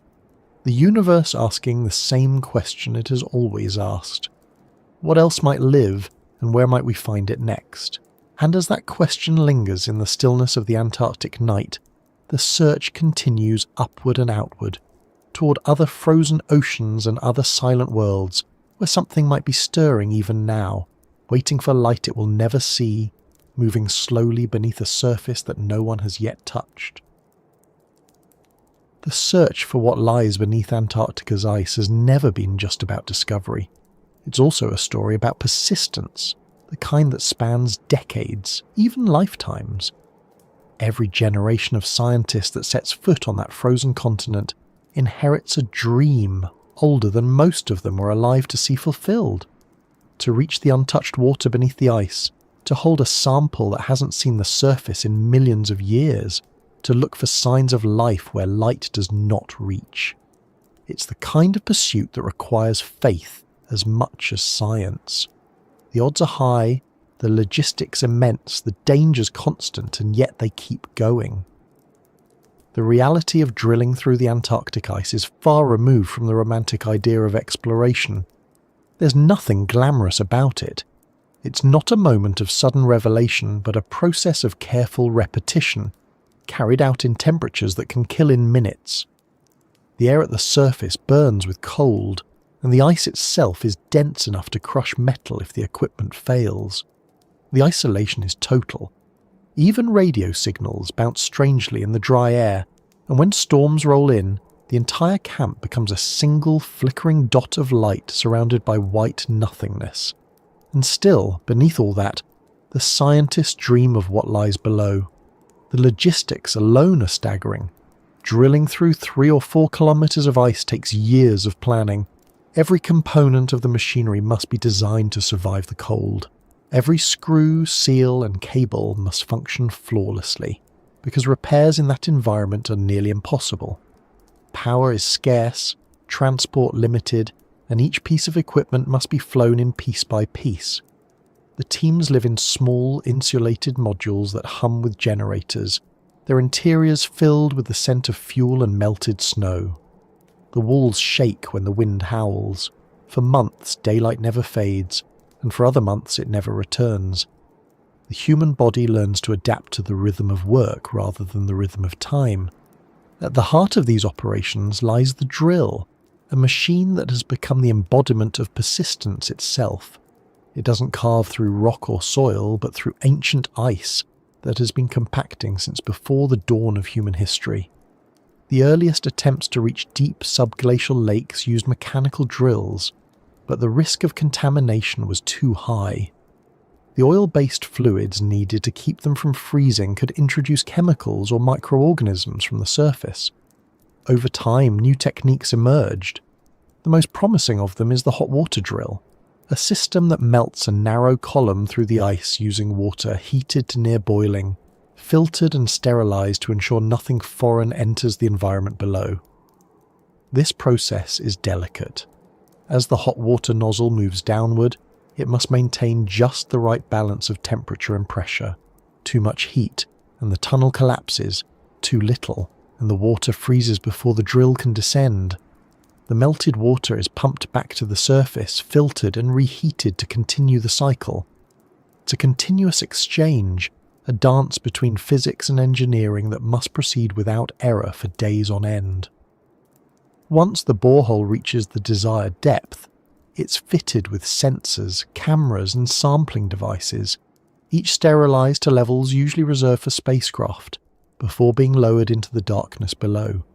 That last step, the moment when the probe passes through the final meters of ice and touches liquid water for the first time, is one that no one forgets. There's no dramatic sound, no sudden light, just a subtle change in pressure, a reading on a monitor that confirms contact. After years of effort, the moment comes quietly, as though the ice allows entry only with humility. The team above doesn't celebrate loudly. They know that even a single misstep could ruin everything. Contamination, miscalibration, or equipment failure could mean the loss of a once-in-a-lifetime opportunity. So they watch their instruments and wait for data to rise from the depths. Each mission is more than a technical achievement, it's a moral one. The Antarctic Treaty and subsequent environmental protocols impose strict rules on exploration to protect the continent's purity. Any operation that risks introducing modern life to these isolated ecosystems must demonstrate that it will leave no trace. Scientists work under the principle that they are visitors, not conquerors. The lakes below are not resources to exploit, but environments to understand. The mantra is always the same: take only what's needed, disturb as little as possible, and leave the ice as untouched as it was found. For many who work on these projects, that responsibility is personal. They understand that they're not just studying a natural system, but interacting with one of the last places on Earth untouched by human presence. Some of them describe the experience in terms of reverence, as though the ice itself demands respect. It's easy to understand why. The scale of it overwhelms every sense. The landscape stretches to the horizon without change. The silence presses against the ears like a physical weight. The air, so dry it freezes breath, feels otherworldly. Standing on the surface, knowing what lies miles below, produces a kind of quiet awe that no photograph can capture. The dream of reaching those buried lakes goes back more than half a century. When Soviet scientists discovered Lake Vostok beneath the ice in the 1990s using radar and seismic data, it captured the imagination of researchers worldwide. The idea that an entire body of water, the size of a great lake, had been sealed away for millions of years felt almost mythic. Teams from different countries began to develop plans to reach it, but everyone understood the stakes. One mistake could destroy a pristine ecosystem and contaminate one of the planet's most precious scientific sites. It wasn't until 2012 that the first borehole finally reached the water after decades of engineering and debate. The moment was both triumph and controversy. The method used, a pressurized drill lubricated with kerosene and freon, was criticized for its potential to contaminate the sample. The Russian team insisted they had taken every precaution, and the water that refroze and rose up through the borehole was collected for study. The results were ambiguous. Some analyses found unusual microbial DNA.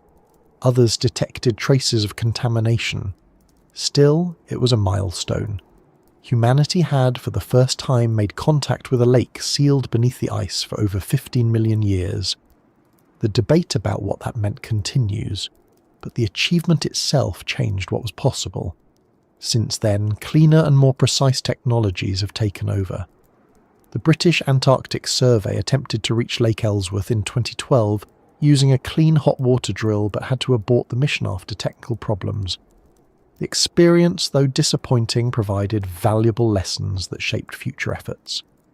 2 years later, the Whillans Ice Stream Subglacial Access Research Drilling Project succeeded in penetrating a smaller, shallower lake using a fully sterile system. That mission retrieved living microbes, showing that life could persist in such extreme conditions. Each step forward refines the process, bringing us closer to the larger and deeper lakes that still wait in silence.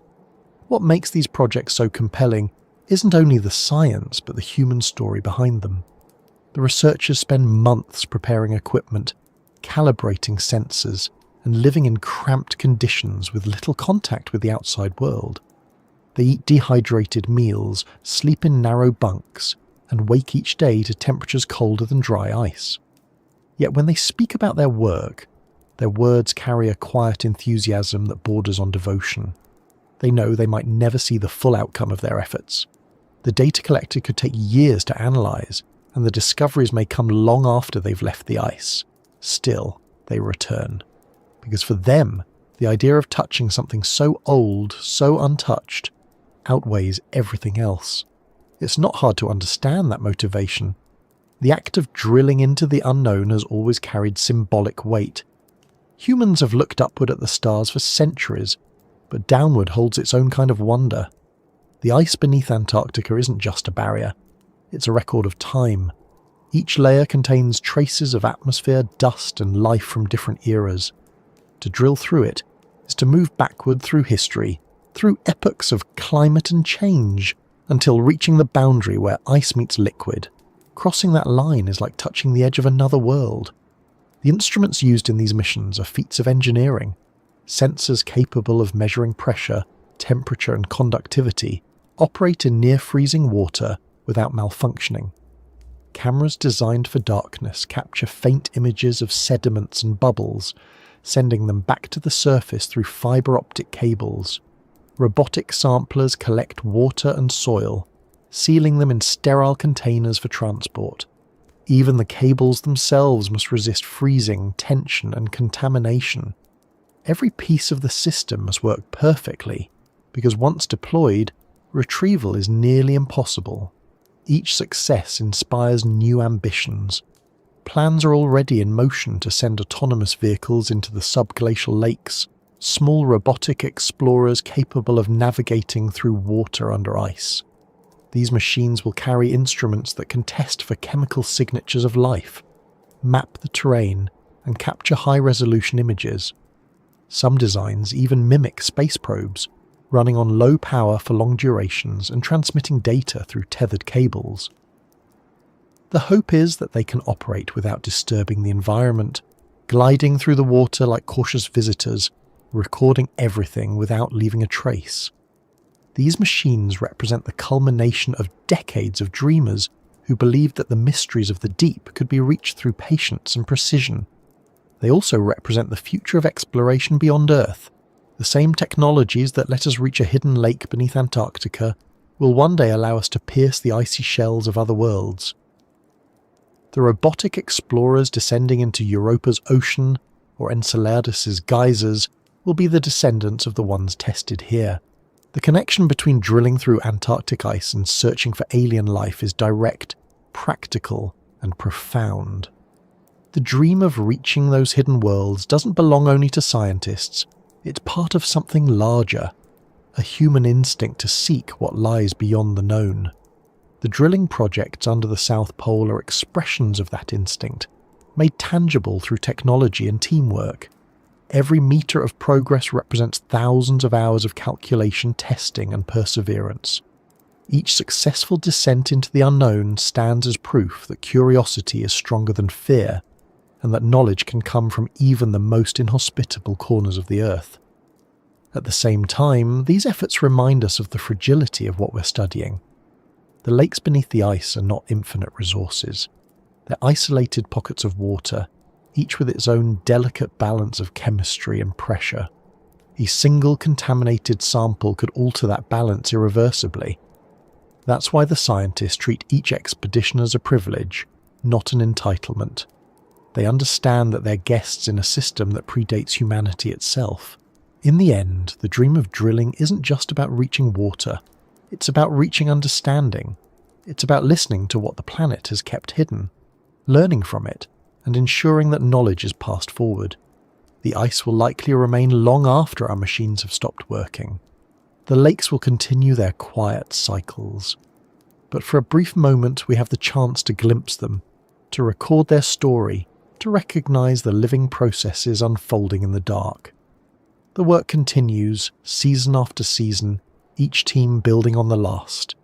They refine their methods, improve their instruments, and push deeper into the unknown. They work not for fame or reward, but because they understand the value of patience. Beneath the noise of the modern world, they pursue something quieter and older, the act of uncovering truth through persistence. The dream is not just scientific, it's human. It's the same dream that built observatories on mountains, sent spacecraft to the outer planets, and now sends drills through the coldest ice on Earth. And somewhere below that ice, in the stillness where no sunlight has ever reached, something ancient waits. Perhaps it's only water and stone. Perhaps it's something alive. Whatever it is, it's part of the same story that began billions of years ago when the first cells learned to survive in darkness. The great drilling dreams are our way of continuing that story, of extending curiosity into places that seem unreachable, of proving that even under the heaviest ice, the desire to know still burns steadily. As the equipment hums and the drills descend, as the generators thrum in the distance and the researchers huddle over their screens, that dream moves closer to reality. The data flows upward, bit by bit, like whispers through miles of frozen silence. And though the work will take years to interpret, everyone involved understands that something significant is happening. The ice is giving up its secrets slowly and carefully to those patient enough to listen. The next challenge will go beyond drilling. It will mean entering those hidden worlds directly, sending machines to swim through their depths and touch their sediments. It will mean seeing, for the first time, the landscape of a lake that has never known light. It will mean asking, finally, the question that has driven all of this effort. What does it mean to find life where none was expected? The answer, whatever it turns out to be, will carry forward into the next journey, the one that leaves this planet altogether and looks outward to the frozen oceans that orbit distant suns. Among the hundreds of hidden lakes beneath Antarctica, one has always stood apart, both for its size and for the mystery surrounding it. Deep below the surface of the eastern ice sheet lies a body of water so vast that it dwarfs almost every other lake on the continent. It has been sealed off from the rest of the world for millions of years, locked in isolation under nearly 4 kilometers of ice.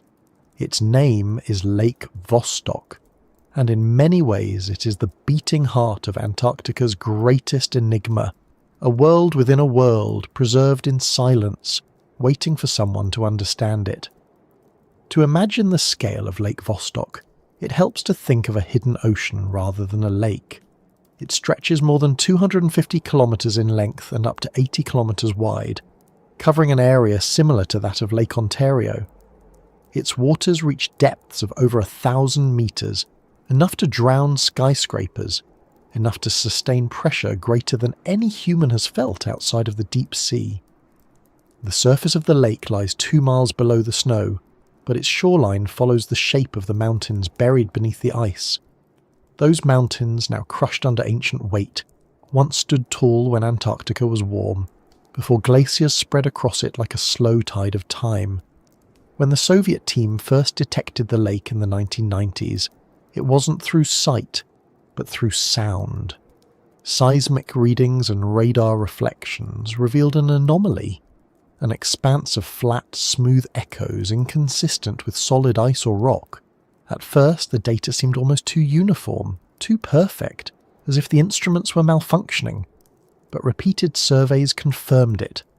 What they were seeing was a layer of liquid water, larger and deeper than anyone imagined could exist beneath so much ice.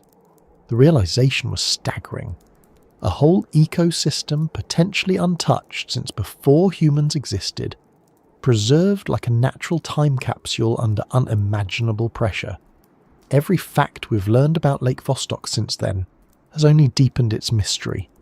The ice that lies directly above it isn't the same as the layers above. It's clear, glassy, and formed from water that refroze as it rose from the lake. Scientists call it accretion ice, and it's the closest thing we have to a sample from the lake itself. Studying it has revealed hints of salts, organic molecules, and even fragments of DNA. Each of these findings opens a door to new questions. What processes are happening down there? What chemical reactions sustain that water's balance? And could something be living in it, quietly persisting beyond the reach of light? The conditions within Lake Vostok are extreme by any measure. The temperature hovers around -3 degrees Celsius, kept from freezing solid only by the immense pressure above and by geothermal heat below. The oxygen concentration is unusually high, 50 times that of a typical surface lake, produced by the slow dissolution of air trapped in the ice above as it melts. That much oxygen would be toxic to most known life forms, yet extremophiles on Earth have shown time and again that where there is challenge, there is adaptation. Microbes have been found thriving in high oxygen, high pressure environments before, using enzymes and membranes that neutralize the very conditions that would destroy other organisms. For scientists, Lake Vostok represents more than just a geological curiosity. It's a potential mirror of early Earth, and perhaps even a model for life elsewhere in the solar system. The water chemistry, the lack of sunlight, the mineral interactions at its base, all of it resembles the conditions believed to exist beneath the icy crusts of Europa and Enceladus. Studying Vostok might not only reveal how life survives under such constraints, but how it begins. If microbes are living there, cut off for millions of years, then evolution has continued in a sealed experiment of nature's design. Their biology could show us pathways of adaptation we've never seen, even genetic codes that differ slightly from known life on the surface. The attempt to reach this hidden world has been one of the most ambitious and controversial efforts in modern science. For decades, the Russian Antarctic expedition at Vostok Station pursued the goal of drilling into the lake, navigating a maze of technical and ethical challenges. The surface station, perched above the buried lake, sits in one of the coldest places on Earth. Temperatures there routinely drop below -70 degrees Celsius. The atmosphere is so dry that moisture freezes instantly, and the horizon is an unbroken field of white stretching endlessly in every direction. The people who live and work there must contend not only with the cold, but with the psychological effects of isolation, darkness, and monotony. Yet they persist, driven by the dream of reaching what no one has touched before. In 2012, after more than 20 years of drilling, the Russian team finally broke through. The event was both a triumph and a cautionary tale. The technique used, a mechanical drill lubricated with kerosene and freon, was chosen to prevent the borehole from freezing shut, but it carried the risk of contaminating the lake below. When the drill reached the water, the immense pressure caused it to surge upward, filling the borehole with lake water that quickly refroze. That refrozen material, retrieved months later, was the first tangible connection between humanity and the lake's interior. The samples were analysed carefully, and the findings were mixed. Some laboratories detected signs of microbial life, DNA sequences that didn't match known species. Others concluded that these sequences likely came from surface contamination. The debate remains unresolved, but the event changed the course of polar research forever. Despite the controversy, the breakthrough at Vostok proved that reaching subglacial lakes was possible. It showed that the engineering challenges could be overcome, even in the harshest environment on Earth. It also forced scientists to confront the ethical limits of exploration. How do you study something without changing it? How do you observe a pristine ecosystem without corrupting the very data you seek? Those questions now guide every new mission beneath the ice, shaping the technologies of the next generation. The structure of Lake Vostok itself continues to fascinate geophysicists. Its floor is uneven, divided by ridges and basins, suggesting that it may consist of multiple interconnected chambers rather than one uniform body of water. Some of these chambers lie close to geothermal vents, where heat from the Earth's interior seeps through the crust, creating potential oases of warmth and chemical energy. Others are cold, still, and dense with sediment. The interaction between these zones could generate circulation within the lake, allowing nutrients and minerals to move slowly through the system. This circulation, however faint, could sustain microbial communities if they exist, distributing energy just enough to maintain equilibrium over long timescales. Even without direct samples, scientists can infer much from the ice above. The radar profiles reveal boundaries where the density changes, marking layers of ice that refroze from the lake over time. Each layer represents an event, perhaps a rise in temperature, a shift in pressure, or an earthquake that fractured the base of the ice. These traces act like geological signatures, silent witnesses to the lake's evolution. By analysing isotopes and trapped gases, researchers can reconstruct the temperature history, the rate of melting, and even the possible age of the water. The numbers are staggering. Estimates suggest that the water in Lake Vostok has been isolated for 15 to 20 million years, flowing and circulating beneath the ice since long before humans evolved.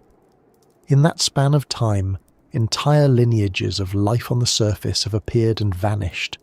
Forests have grown and disappeared beneath glaciers. Oceans have shifted their currents. Species that once roamed Antarctica have left fossils embedded in stone now buried under ice. Yet Lake Vostok has remained constant, its ecosystem, if it exists, evolving in ways we can only imagine. Some researchers speculate that if life is present, it could represent ancient microbial forms preserved from a time when Antarctica was warm and covered in lakes and vegetation. If so, the lake may be a living memory of a world long gone, maintaining continuity where the surface did not. For the scientists studying it, the emotional weight of this knowledge is hard to describe. They know they are looking at something that predates human history, something that has persisted through every change the planet has endured. They also know how fragile that balance is. A single act of carelessness could introduce modern microbes that outcompete or destroy whatever has survived there. That awareness creates a strange combination of wonder and restraint, a desire to see and an obligation not to harm. It's science at its most careful and its most human.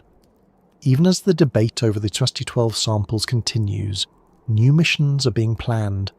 The next generation of drills will rely entirely on clean hot water systems, sterilised with ultraviolet light and filters finer than any used before.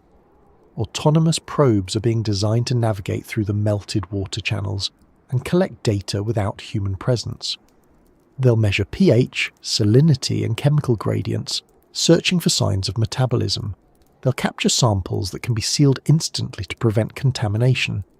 Each of these instruments carries a part of the same dream, the dream of seeing the unseen, of revealing the landscape of a hidden ocean beneath a continent of ice.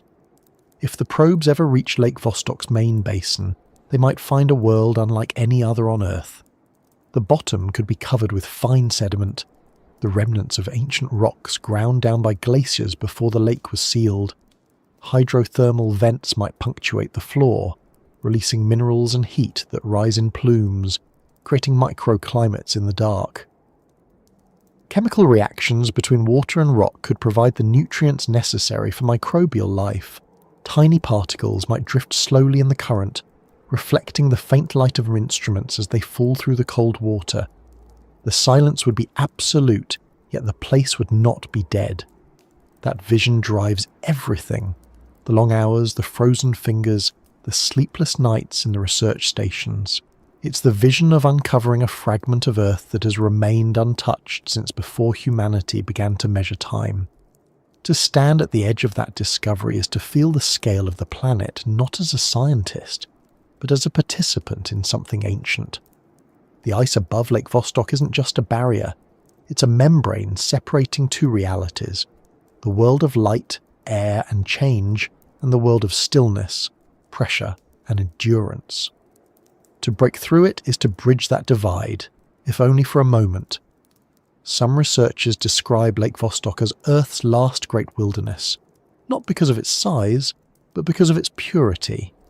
It's a place where natural processes have continued undisturbed, where the chemistry of the water might resemble that of the planet's early oceans.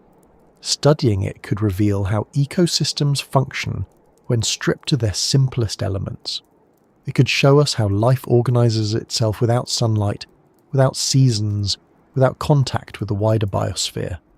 In that sense, Lake Vostok is not only a scientific target, but a philosophical one, a test of how deeply we're willing to understand life as it truly is, rather than as we wish it to be, the story of Vostok continues to evolve with each new data set, each refinement in radar imaging, each core sample that reaches the laboratories thousands of kilometers away. The lake itself remains unseen, its secrets intact, but its influence extends far beyond the ice. It has reshaped how scientists think about isolation, evolution, and resilience. It has inspired engineers to build machines capable of surviving the harshest environments imaginable. It has connected the coldest point on Earth to the outer reaches of the solar system in a single thread of logic and curiosity. And beneath all that, beneath the calculations and protocols and debates, lies something simple, a sense of wonder. It's the same feeling that led explorers across oceans and scientists to peer into microscopes for the first time. The belief that the unknown is worth pursuing, not because it promises reward, but because it exists. Lake Vostok embodies that belief completely.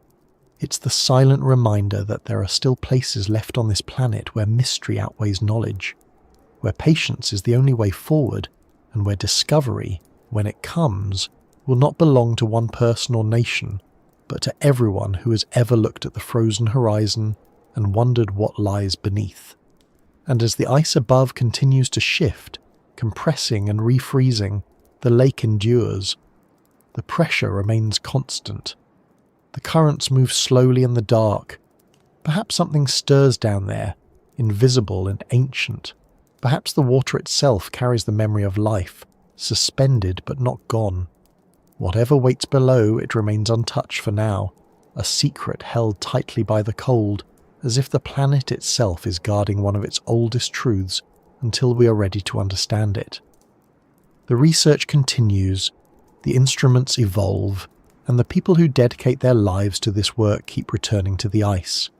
They know that the real significance of Lake Vostok lies not just in what it may reveal, but in what it represents. The possibility that even in the most unlikely conditions, life and curiosity persist. The secret heart of that hidden lake beats quietly, waiting, as the world above it continues to listen. When the first samples of ice drawn from above Lake Vostok were brought to the surface, they were not crystal clear windows into the unknown. They were cloudy, coarse, and filled with minute particles that seemed ordinary at first glance. But under microscopes, in sterile laboratories far from the frozen plateau, they began to tell a story, one written not in words but in the faint residues of ancient life. The scientists who studied them were cautious, even skeptical, but they couldn't help feeling the weight of what they might be seeing. Inside those frozen fragments, preserved by time and pressure, lay what could be messages from the past, carried upward through the ice, waiting patiently to be read. Microbes are the planet's most persistent storytellers. They leave traces everywhere, fossilized, mineralized, trapped in crystals or frozen into glaciers that span ages. In Antarctica, they've been found in layers of ice hundreds of thousands of years old, their genetic material still intact enough to sequence. Most of them are familiar species, wind-blown bacteria that settled on the surface before being buried by snowfall. But some, found deep within the accretion ice near Lake Vostok, appear different. Their DNA doesn't match any known organism on record. Whether they are contaminants, mutations, or truly unique lineages is a question still being tested. Yet even the possibility that they might be native to the lake, a separate branch of evolution sealed away for millions of years, is enough to change how we think about life's endurance. The first hints came in 2013, when Russian scientists published results from the refrozen water collected after their drill reached the lake. Among the chemical data and gas measurements, they reported sequences of microbial DNA. Out of more than 3,000 identified genetic fragments, a handful didn't match any known species. Some were close to familiar families of bacteria, others were more distant, suggesting entirely new forms. The announcement sparked immediate debate. Many argued the samples were too easily contaminated by drilling fluids and surface exposure. Others countered that the data, though incomplete, were consistent with life that had evolved in isolation. The argument hasn't ended, and perhaps it never will until a truly uncontaminated sample reaches the laboratories. But regardless of the outcome, the message was clear. Something down there was chemically active, and the water beneath the ice was far from inert.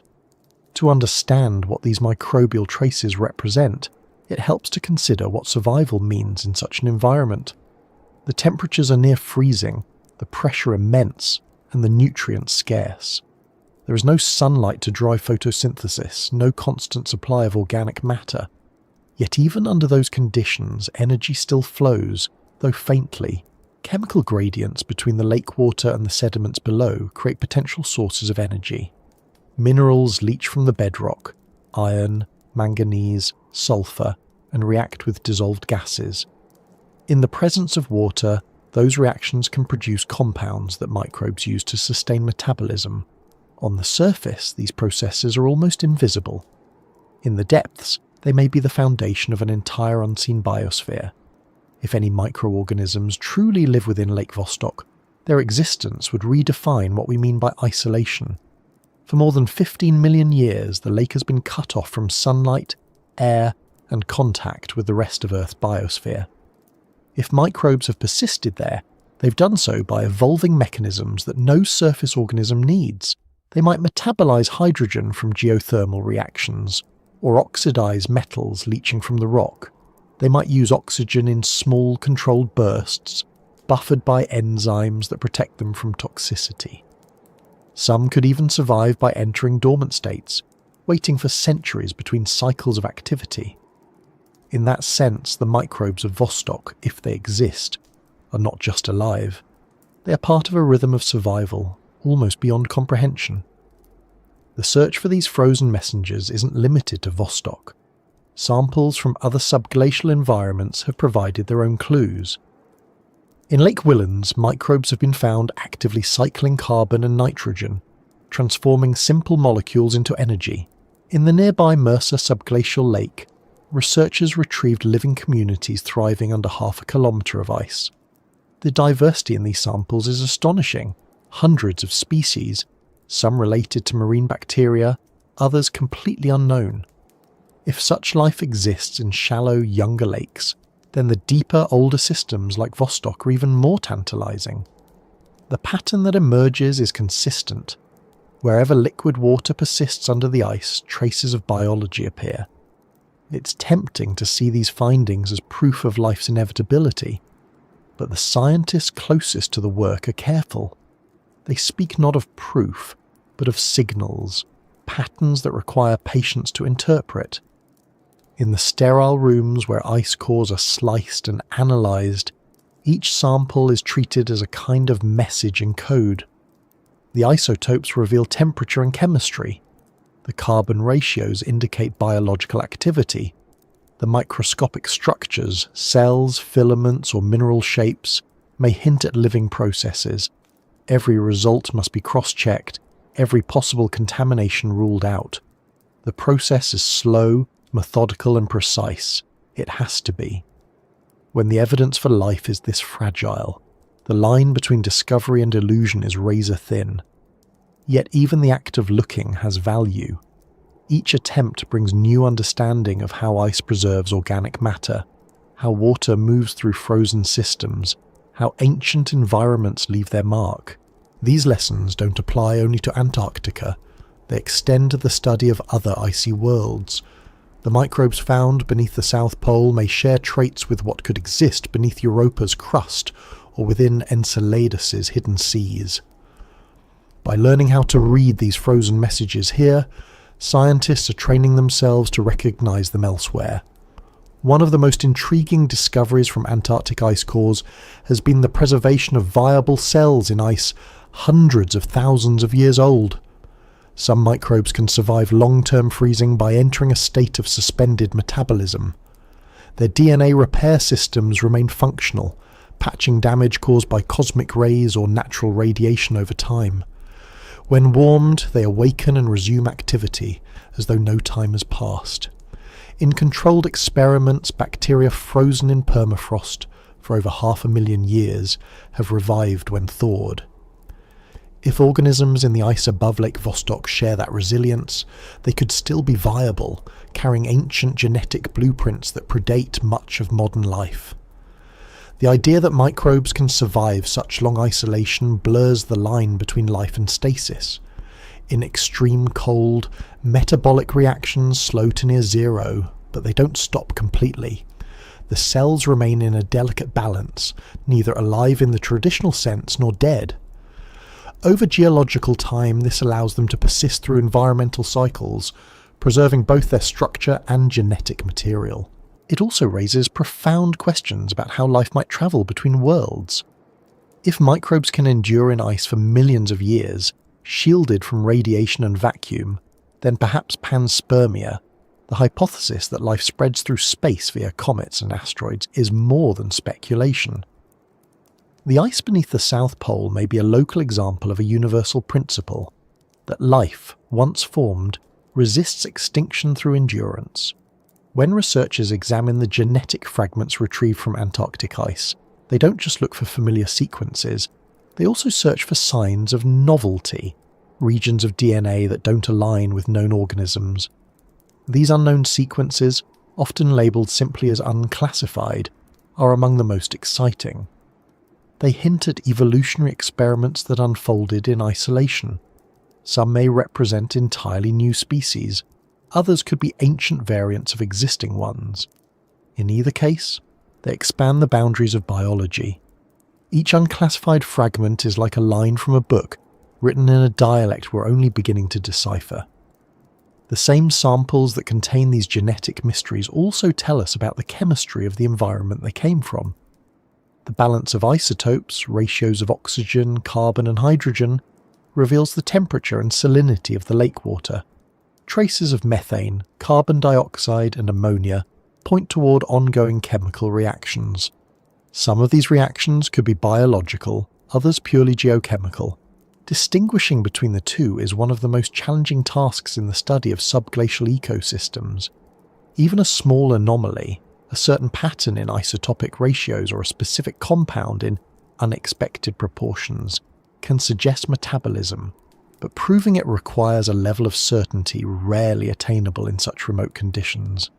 The scientists who dedicate themselves to this work know that absolute certainty may never come. The goal, however, isn't always to find life outright. It's to understand what the limits of life could be, where chemistry ends and biology begins. Every frozen microbe, every molecule trapped in ice becomes a clue to that threshold. The research forces a re-evaluation of what defines alive. When a microbe can remain dormant for 1 million years and still revive, when it can survive pressure that would crush most cells, when it can metabolize metals instead of oxygen, the categories we use to describe life begin to blur. It becomes less about activity and more about potential, the ability to restart, to persist, to endure.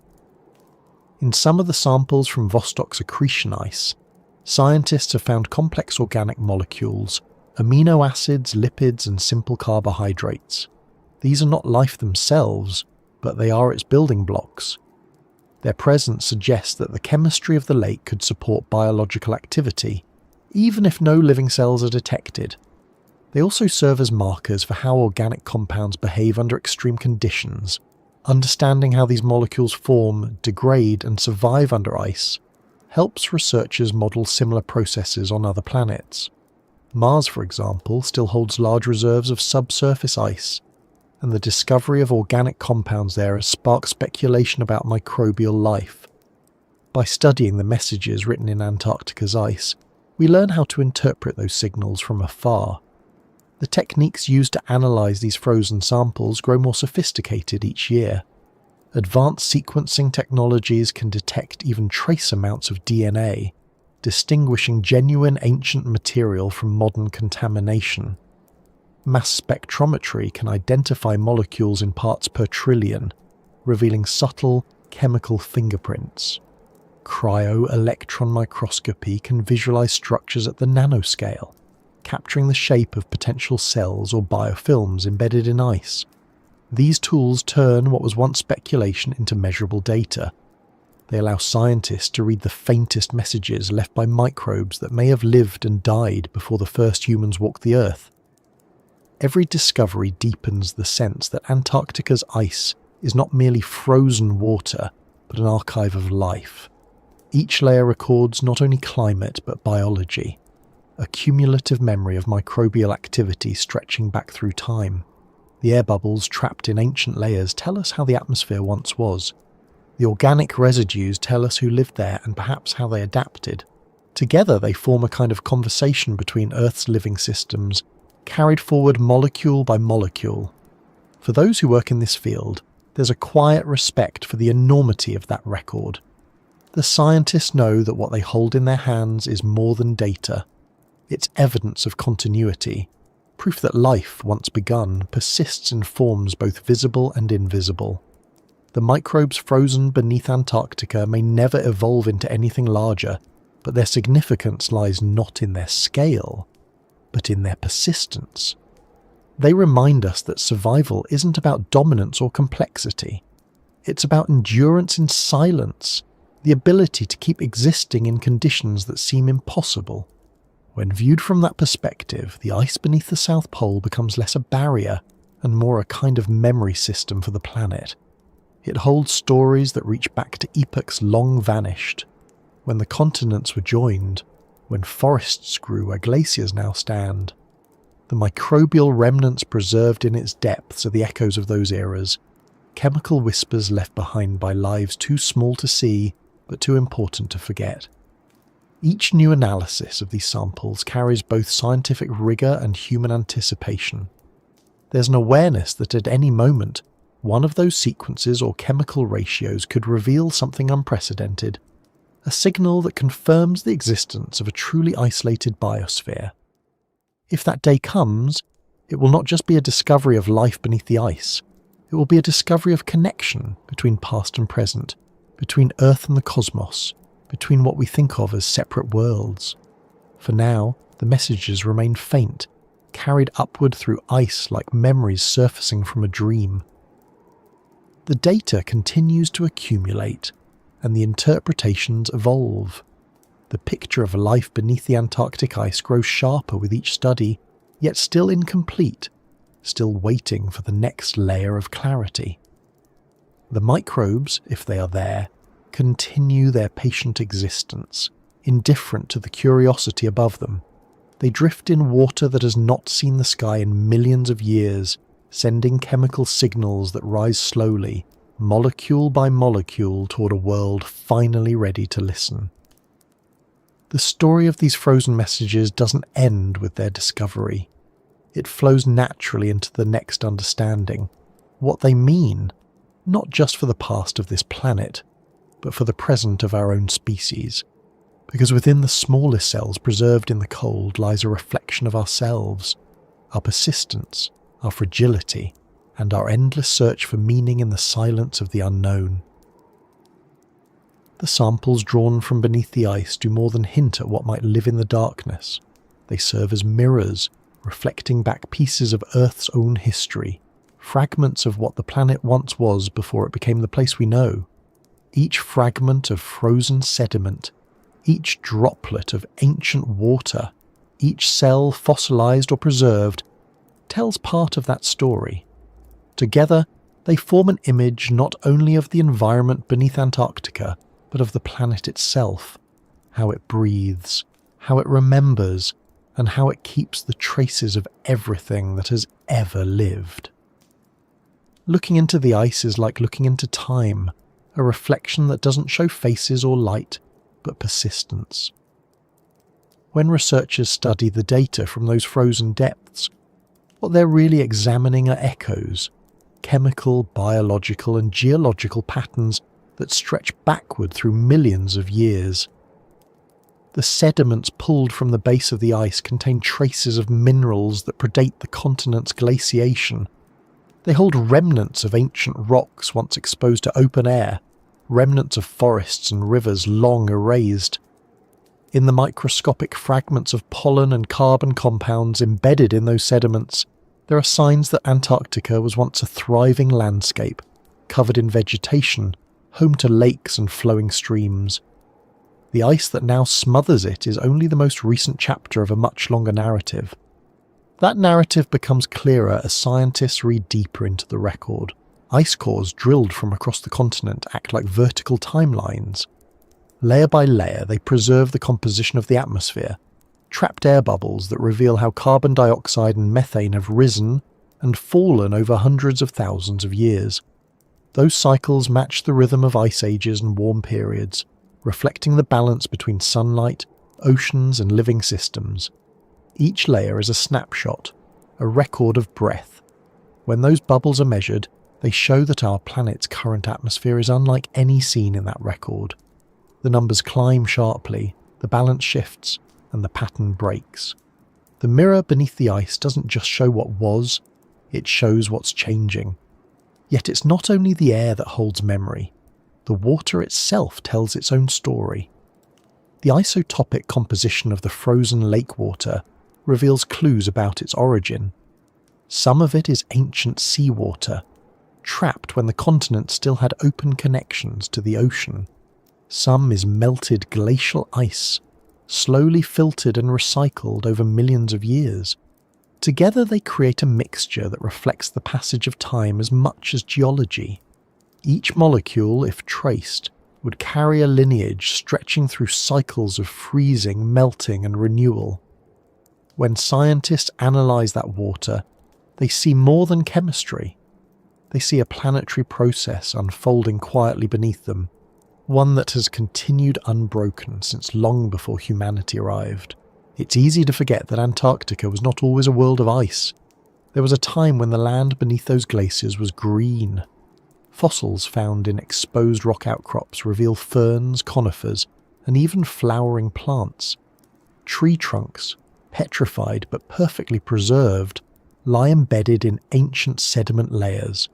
Traces of freshwater fish, crustaceans, and microbial mats tell of rivers and wetlands that once cut through the landscape.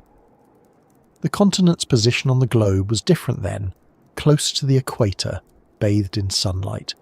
Over tens of millions of years, tectonic drift carried it southward, and ice began to accumulate, slowly turning paradise into desert. The transformation was gradual but relentless, a process that rewrote every ecological pattern on the land.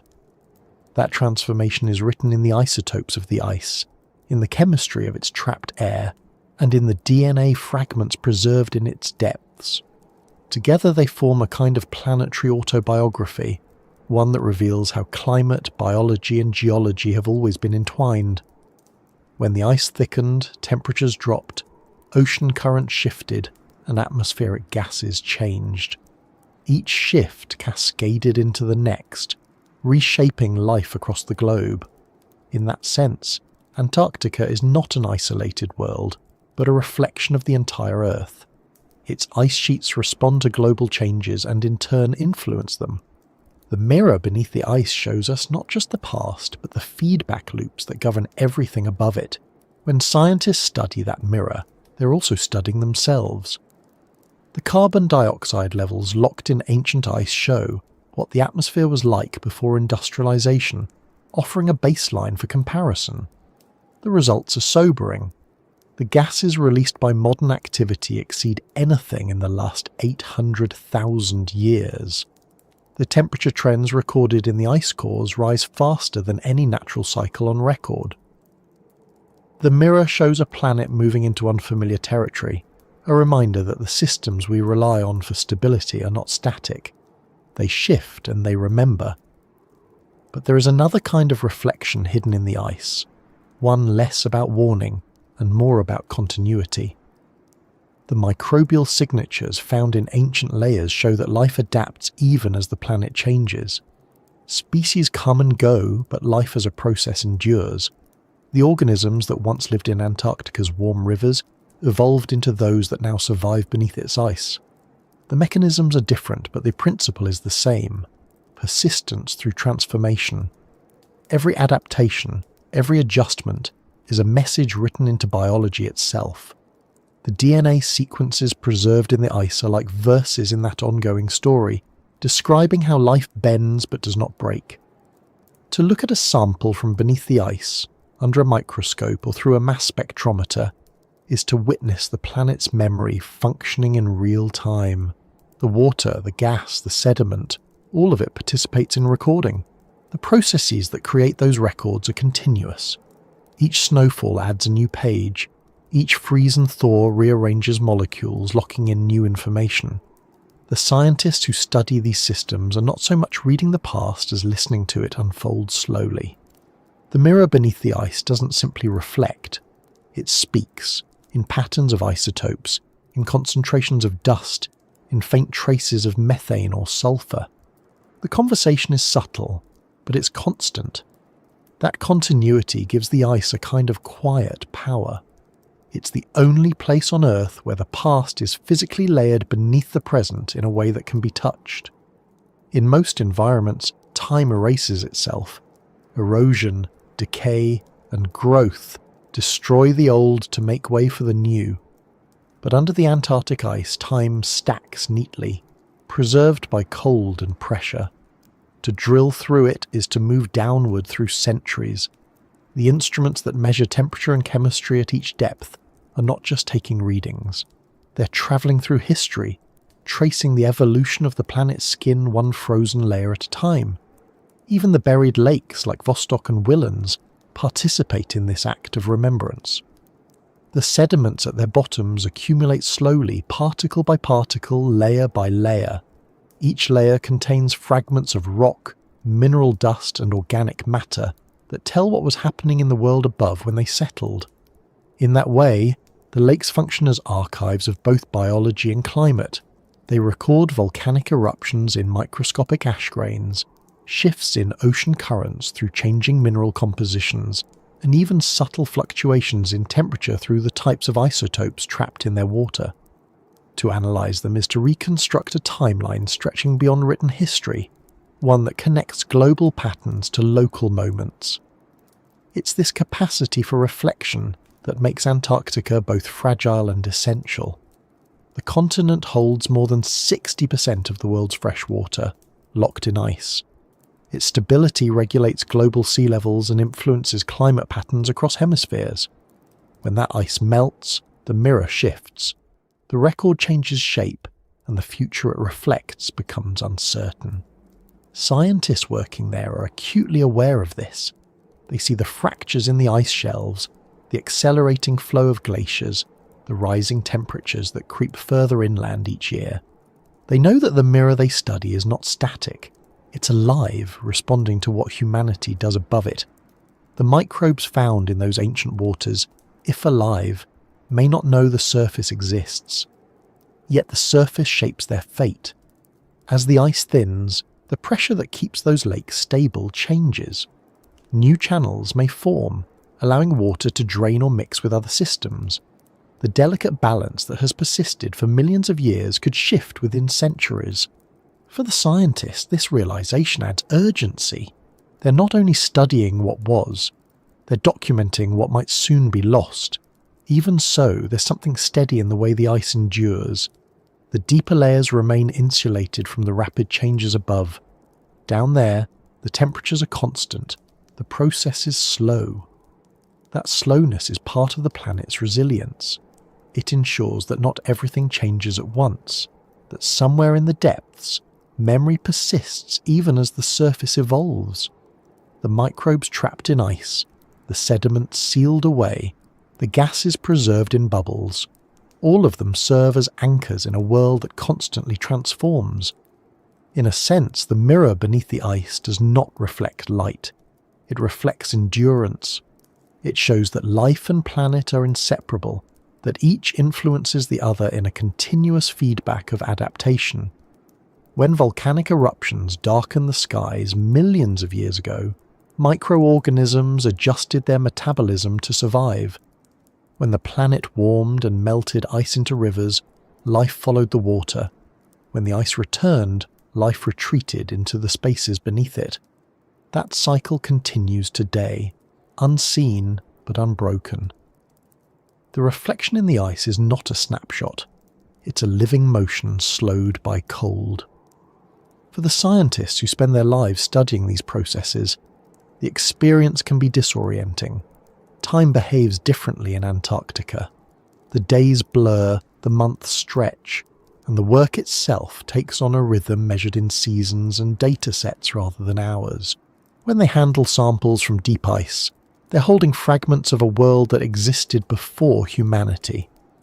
To know that the air trapped inside those bubbles once filled the lungs of creatures long extinct is to feel connected to something vast and continuous. The planet becomes less a place and more a process, an ongoing exchange between ice, water, rock, and life. How that understanding is what drives so many of them to return year after year despite the cold and isolation. They're not just collecting data. They're piecing together a mirror large enough to show where we've come from and where we might be headed. Each isotope ratio, each bacterial sequence, each mineral grain adds to that reflection. It's not a simple image. It's complex, layered, and sometimes contradictory. But in its details, it carries truth. And within that truth lies a reminder of how small we are in comparison to the systems that sustain us. The mirror beneath the ice doesn't offer comfort. It offers perspective. It shows how the planet changes with or without our consent, how life adapts long after our species is gone, how the processes that began billions of years ago continue regardless of our understanding. For some, that realization feels humbling. For others, it feels freeing. In either case, it deepens the connection between the observer and the observed. The work of interpreting this mirror never really ends. As technology improves, new measurements reveal details that older ones missed. The picture becomes clearer, but the mystery remains. The ice continues to record, the microbes continue to drift, the gases remain sealed, waiting for the next drill to release them. The reflection grows with time, more intricate, more revealing, never complete. The scientists know that the mirror beneath the ice is not there to give answers, it's there to teach patience. The planet's story unfolds slowly, and understanding it requires the same quiet persistence that allows life to endure in the dark. The frozen layers beneath Antarctica don't speak in words, but their message is unmistakable. Everything is connected, everything is remembered, and nothing truly disappears.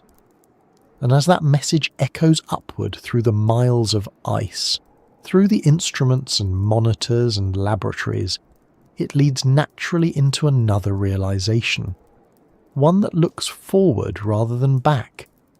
Because the reflection beneath the ice isn't only about the past, it's also about what comes next. The clues it carries point toward the planet's resilience and toward the future that waits, still locked in the cold, for those willing to listen long enough to hear it. The future of exploration beneath the South Pole is already being built, piece by piece, in laboratories filled with quiet hums of refrigeration units and the glow of computer screens that simulate conditions few humans will ever experience. The next steps no longer depend only on the strength of drills or the endurance of scientists, but on machines that can survive where humans cannot. The focus has shifted from reaching the hidden lakes to understanding them without intrusion, to letting the environment speak for itself through data, chemistry and sound. In that way, the future waiting in the cold is not a single discovery, but a new way of listening. Every mission that has reached beneath the ice so far has left behind lessons. The early drilling efforts proved the technical challenge.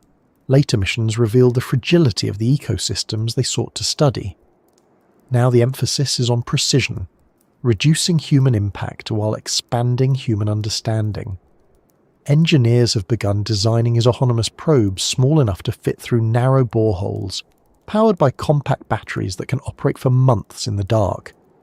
These vehicles will navigate without cables, guided by sonar and magnetic sensors, mapping underwater topography in complete darkness.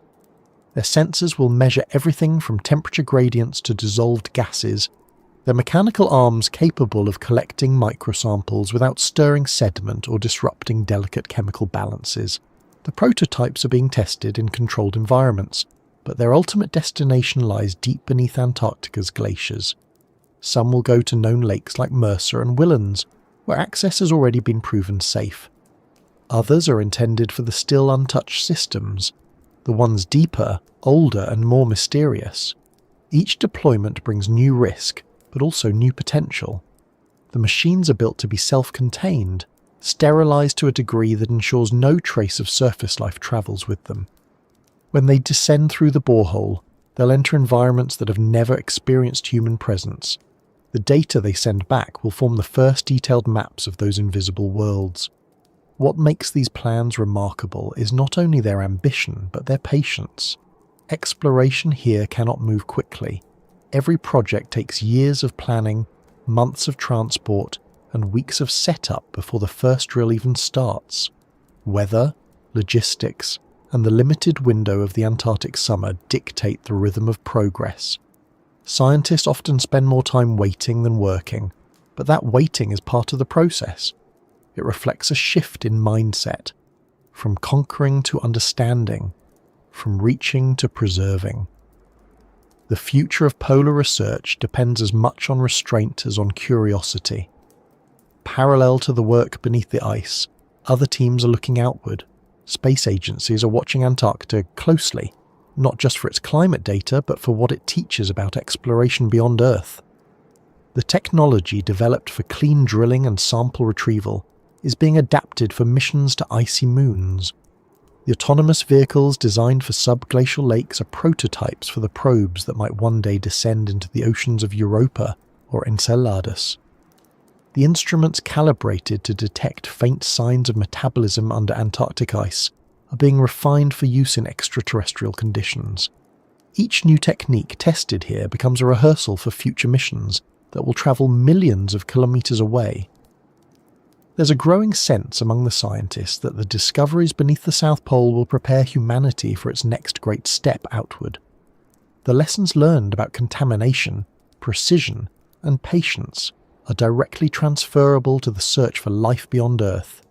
The same discipline that guides a sterile probe through the Antarctic ice will be required when a spacecraft lands on another world. The same humility, knowing when to look and when to wait, will define those missions. The future waiting in the cold is not only physical but philosophical. It asks humanity to grow into an explorer capable of respecting what it finds. At the same time, the data coming from Antarctica continues to reshape how we see our own planet. The measurements from radar satellites, ice-penetrating sonar, and ground sensors reveal an environment more dynamic than anyone once believed. Beneath the frozen surface, rivers flow between lakes, connecting them in networks that span hundreds of kilometers. The water moves slowly, sometimes taking centuries to travel from one basin to another, but it moves. These subglacial systems aren't isolated after all. They form a living network. Understanding how they exchange water, minerals, and possibly life has become one of the central goals of modern glaciology. It could reveal not just how Antarctica functions, but how it will respond to the warming world above. The implications are immense. As the climate changes, the stability of the ice sheet becomes one of the greatest uncertainties in global science. The rate at which glaciers melt, the flow of subglacial rivers, the behavior of water at the base of the ice, all influence sea levels and weather patterns worldwide. By studying these processes now, scientists are building predictive models that could guide how societies prepare for the future. The data coming from beneath the ice is not just about ancient life. It's about tomorrow's oceans, tomorrow's coastlines, tomorrow's atmosphere. The knowledge we gain from those frozen depths may determine how we adapt to a planet already shifting faster than its natural rhythm. But beyond the practical and the scientific lies something harder to define. Something that has always accompanied exploration, the quiet human desire to connect with the unknown. The deeper the scientists go, the more they confront questions that reach beyond measurement. What does it mean to uncover life that has never seen the surface? How should humanity act when it encounters a new biosphere, however small, however fragile? The answers to those questions will shape not just Antarctic research, but future space exploration. They require ethics grounded in patience and humility. The future waiting in the cold is not just about discovery, it's about responsibility. There are already plans forming for an era when autonomous systems will operate year-round beneath the ice, relaying information via satellite through networks of sensors embedded in the glaciers. Each node will record temperature, vibration, and chemistry in real time, transmitting continuous streams of data. The continent, once known for silence and isolation, will become one of the most carefully monitored environments on Earth. Yet despite the influx of technology, the goal remains the same: to understand without disturbing, to observe without altering. Some researchers are beginning to think even further ahead. They imagine drilling methods that rely on heat from focused lasers, or acoustic waves that melt and refreeze ice without leaving any chemical trace. They envision fleets of miniature robotic swarms that can disperse through subglacial channels, mapping and sampling as they move, communicating with one another through low-frequency signals. They talk about long-term observatories beneath the ice, sealed systems that could watch a single lake for decades, recording every change. These ideas may sound ambitious, but so did the first plans to reach Lake Vostok. Every impossible concept begins as imagination. The Antarctic ice has a way of turning imagination into engineering. At the same time, the human aspect of exploration remains irreplaceable. No machine can fully capture what it feels like to stand on the ice, to hear the wind echo across miles of emptiness, to know that beneath your feet lies an entire unseen world. That sensation is what drives people back to the continent each season, despite the isolation, the cold, and the risk. The scientists, engineers, and support crews who live there for months at a time are part of a lineage of exploration that stretches back centuries. They share the same instinct that once led humans across oceans and deserts: to see, to understand, to witness. In that way, the frozen landscape continues to shape not only science but character. There's also the growing realization that Antarctica is changing. The data show increasing ice loss from the western glaciers, accelerating flow into the ocean, and the gradual thinning of ice shelves that once seemed eternal. The cold isn't disappearing, but the balance is shifting. What was once static is now mobile. The frozen rivers beneath the surface are adjusting, moving faster, redistributing their weight. These changes alter not only global sea levels but the internal dynamics of the continent itself. Lakes that have been stable for thousands of years may begin to drain or merge. Subglacial ecosystems that have evolved in isolation may be exposed. For the scientists, this adds urgency and melancholy in equal measure.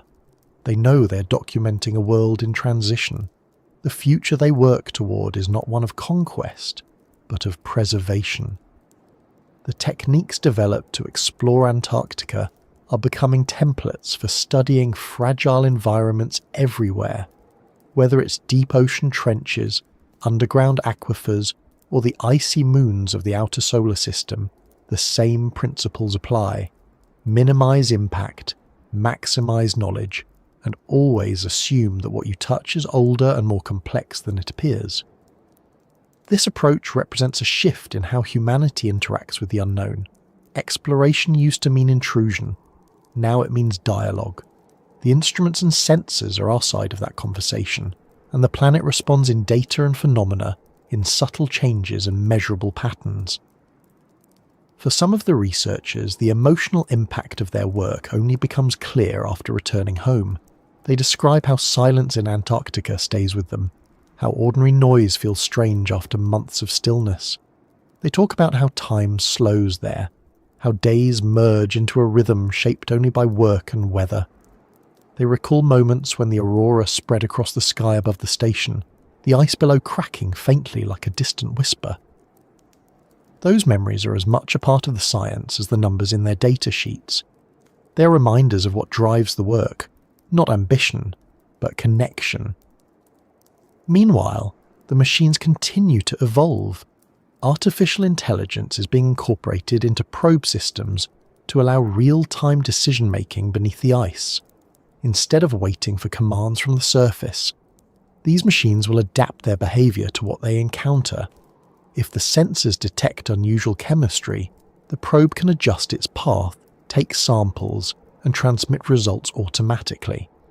It's a step toward true autonomy, a necessity for future missions where communication delays make remote control impossible.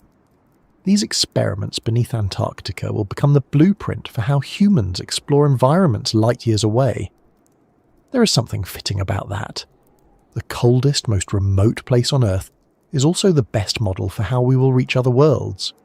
The patience required to work there, the respect for fragile ecosystems, the discipline of isolation, all of it prepares humanity for the next era of exploration. The ice teaches not only how to survive, but how to listen.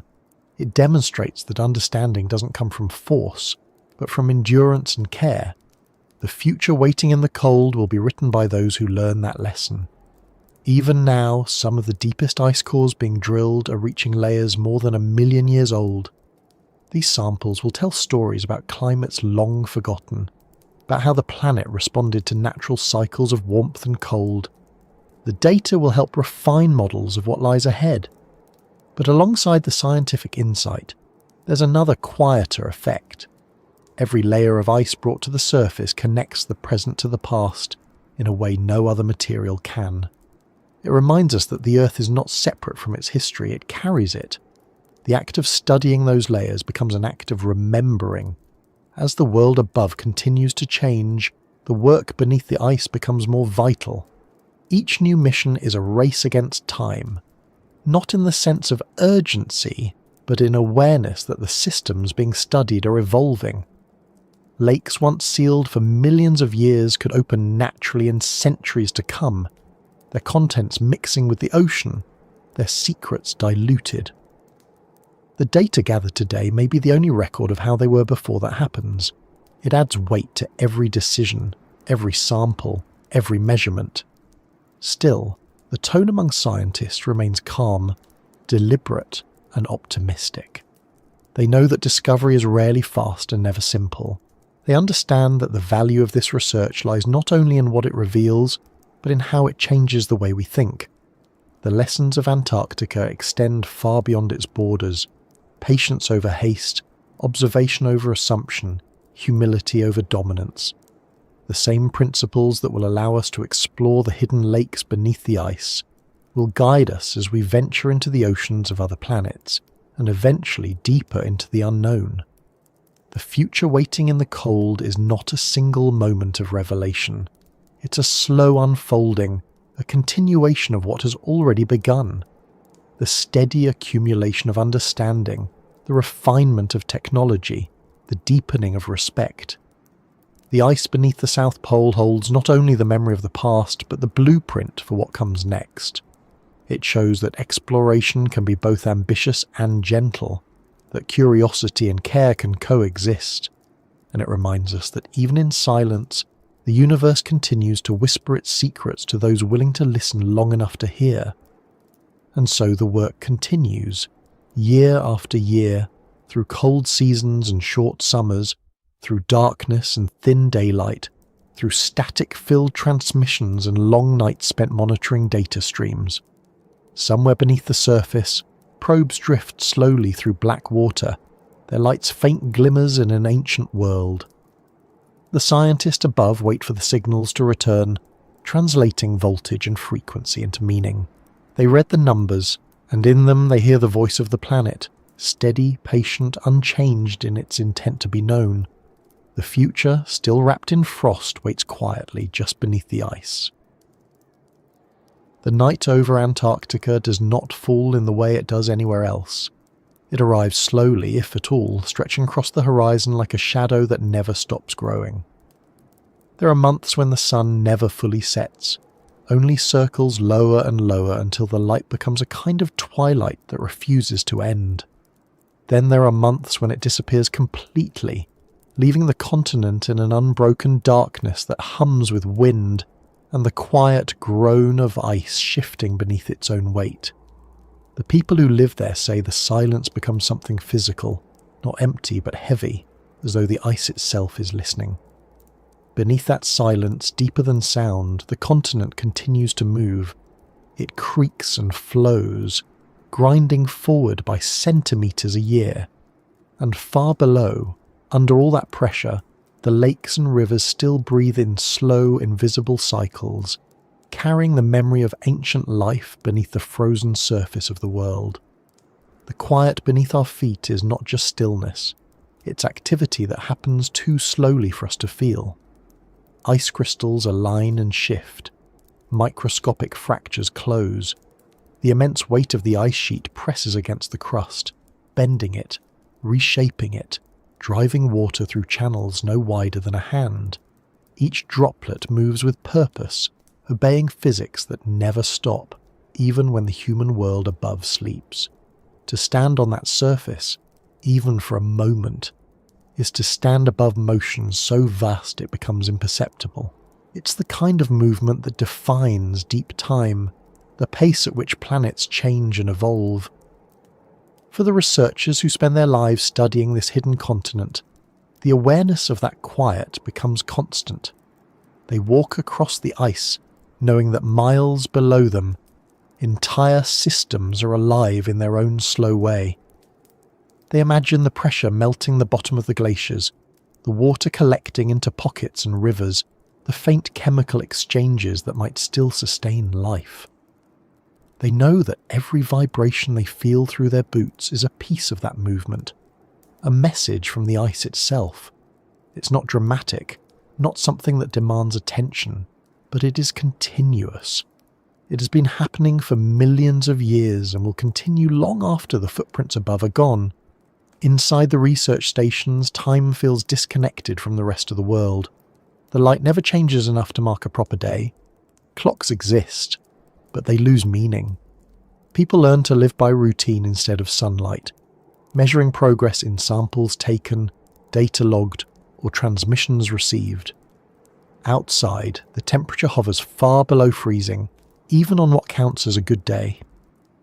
The wind lifts snow in slow spirals that vanish almost as soon as they appear. Every sound seems to travel too far and then vanish all at once, swallowed by the air. The only constants are the sound of generators, the crunch of boots, and the steady rhythm of breath in masks that freeze with condensation. It's an existence stripped down to the essentials: body, mind, and purpose.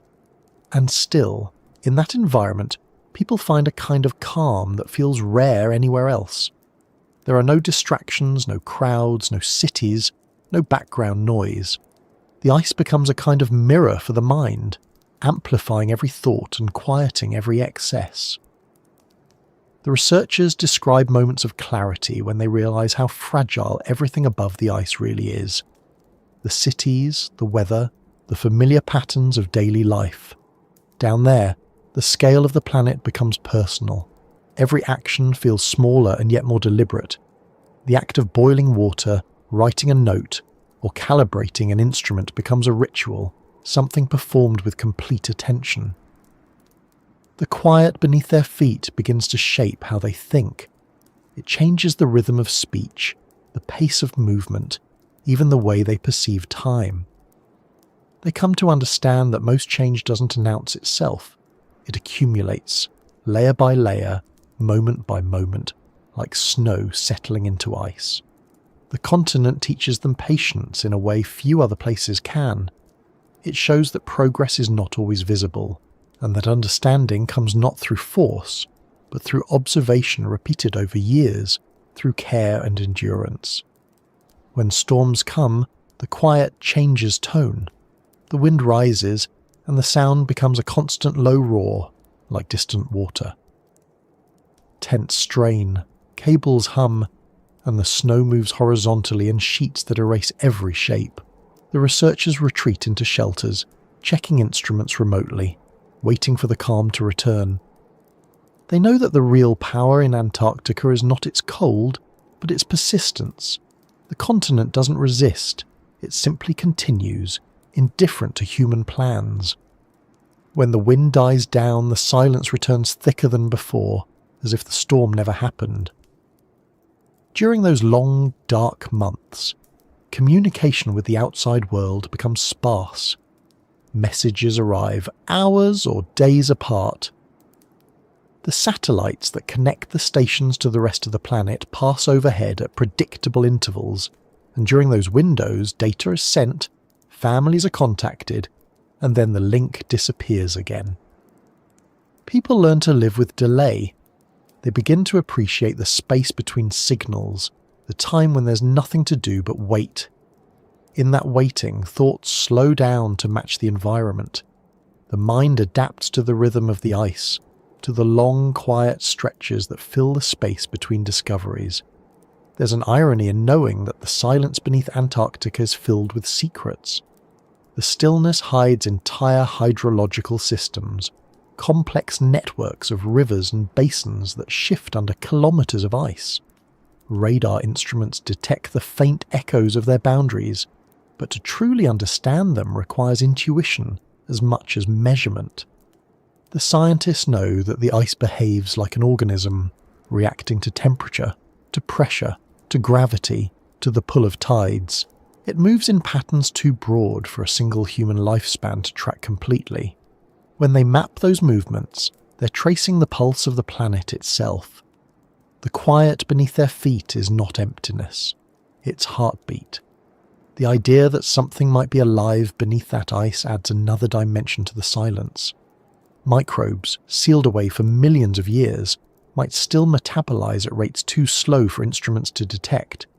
Their chemical exchanges, their replication cycles, their dormant states, all of it happens at a scale so small and gradual that it defies direct observation. But knowing that possibility exists changes how one perceives the landscape. The ice stops being inert. It becomes a living archive, a biological continuum that spans time instead of space. Every molecule of water, every trapped cell, every mineral boundary is part of an ongoing process that began long before us. In the laboratories back home, when the samples finally arrive, the quiet persists in a different form. Scientists work behind sealed doors, listening to the hum of filtration systems and the click of instruments. They slice thin sections of ice under sterile conditions, examining them through microscopes or extracting the gases for analysis. The air smells faintly of cold and metal. The work requires steadiness, focus, and respect. They know that inside those samples might be traces of organisms that lived in conditions no surface creature could endure. Each measurement is an act of listening, a translation of the ice's language into numbers and graphs. What they find often resists interpretation. Some samples show faint organic signals, some reveal isotopic ratios that suggest chemical reactions, and others remain completely inert. Each result adds to the mosaic of understanding. The data goes into databases, papers, and conferences, but its deeper impact lies elsewhere, in the slow realization that the planet's story is far older, far quieter, and far more intricate than we can imagine. The ice does not reveal everything, but what it does share always leads to more questions. Among the researchers, there's an unspoken recognition that the real discoveries may not happen in their lifetimes. The data collected now will be reanalyzed by future generations with instruments not yet built. The samples will be stored in frozen archives, preserved for decades, waiting for the right technology to read them fully. It's science stretched across time, a relay between generations. Each person adds their layer of effort, then passes it forward, just as the snow layers into ice. There's a humility in that process, a quiet acceptance that some answers require more than one life to reach. The landscape reinforces that humility. Outside, even the simplest sights carry weight. A frozen ridge catching low sunlight, a line of mountains half buried in snow, the glint of ice crystals suspended in still air. These moments become reminders of scale. The human figures on the surface are temporary, small against the horizon, yet they are part of the same system they study, living within it rather than above it. The ice doesn't distinguish between observer and observed. It holds everything equally, recording it all with the same patience. In that awareness, many find comfort. The quiet beneath their feet becomes not isolation, but connection. It links them to every living thing that has ever existed, every cycle of water and air that has passed through the planet's systems. The molecules they breathe may once have circulated through ancient lakes beneath the ice, or through the atmosphere above tropical forests millions of years ago. Nothing in the Earth system is ever truly lost. It only changes form. The ice, by freezing that motion in place, allows us to see the continuity hidden within change. As the seasons shift and the researchers prepare to leave, the silence begins to feel heavier. The instruments are packed, the data secured, and the flight scheduled to carry them back to sunlight and noise. But even as they leave, part of their focus remains below, buried under kilometers of frozen time. They know that the instruments they leave behind will continue to record, that the data will keep flowing, that the continent will go on moving without them. The quiet beneath their feet becomes the quiet they carry within. For those who return home, the adjustment feels strange. Streets seem loud, colours too bright, time too fast. The sounds of traffic and voices feel distant, unreal, like echoes from another world. The calm they found in the ice doesn't vanish. It lingers. It reshapes how they perceive everything else. Some describe it as a kind of alignment, a sense that after witnessing such scale and stillness, everyday problems lose their urgency. The ice teaches them perspective without words.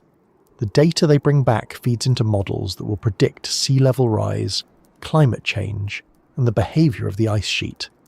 It will inform policies, shape understanding, and inspire new generations of scientists. But beyond the numbers lies something more intangible, the sense that we are, in every measurable way, connected to the stillness beneath us. The deep ice does not separate us from the planet. It binds us to it. It's the base upon which all life moves. Even now, as the cold remains and the work continues, the silence endures. Beneath the ice, the lakes stay sealed. The rivers keep flowing in darkness. The microbes, if they exist, continue their slow, patient existence. Nothing in that world seeks attention. It all moves according to forces older than memory. And above, the wind continues to move snow across the surface, reshaping patterns that will vanish by morning. The connection between those two layers, the frozen stillness below and the constant motion above, defines Antarctica's essence. One world watching, one world waiting. In moments of rare calm, when the air stills and the horizon glows with faint colour, it's possible to imagine that the ice itself is breathing. The pressure changes imperceptibly, the snow settles, and the sound of the wind fades until only the faint crack of ice expansion remains. That sound, almost too soft to hear, feels like the continent speaking in its own language, a reminder that stillness and motion are not opposites, but parts of the same rhythm. Beneath that rhythm lies life, history, memory, and possibility. The quiet beneath our feet is more than physical. It's the echo of every era the planet has lived through, compressed into layers that wait for us to notice. It's the continuation of cycles that will outlast our species, carrying forward the story of water, pressure, and time. It's a presence that asks for respect, not explanation. Those who have heard it once, who have stood above it and felt the depth of its silence, carry it with them long after they leave. The ice does not ask to be remembered.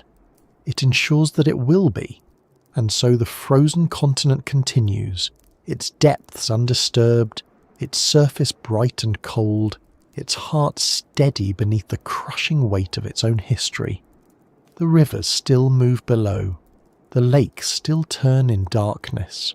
The microbes, if they still drift there, carry on their invisible work, bridging eras no human has witnessed. Above them, the world keeps changing, spinning through its brief seasons, unaware of how much it owes to the quiet beneath its feet. The air thins, the wind hums, and the ice holds everything together: life, memory, and silence, bound within its endless patience. Nothing about it is empty.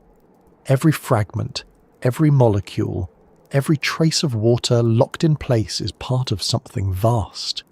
The quiet beneath our feet is the sound of that vastness existing, steady and unbroken, waiting not for discovery, but for understanding, and it remains there still, unseen but present, the calm pulse of the world beneath all that moves above it,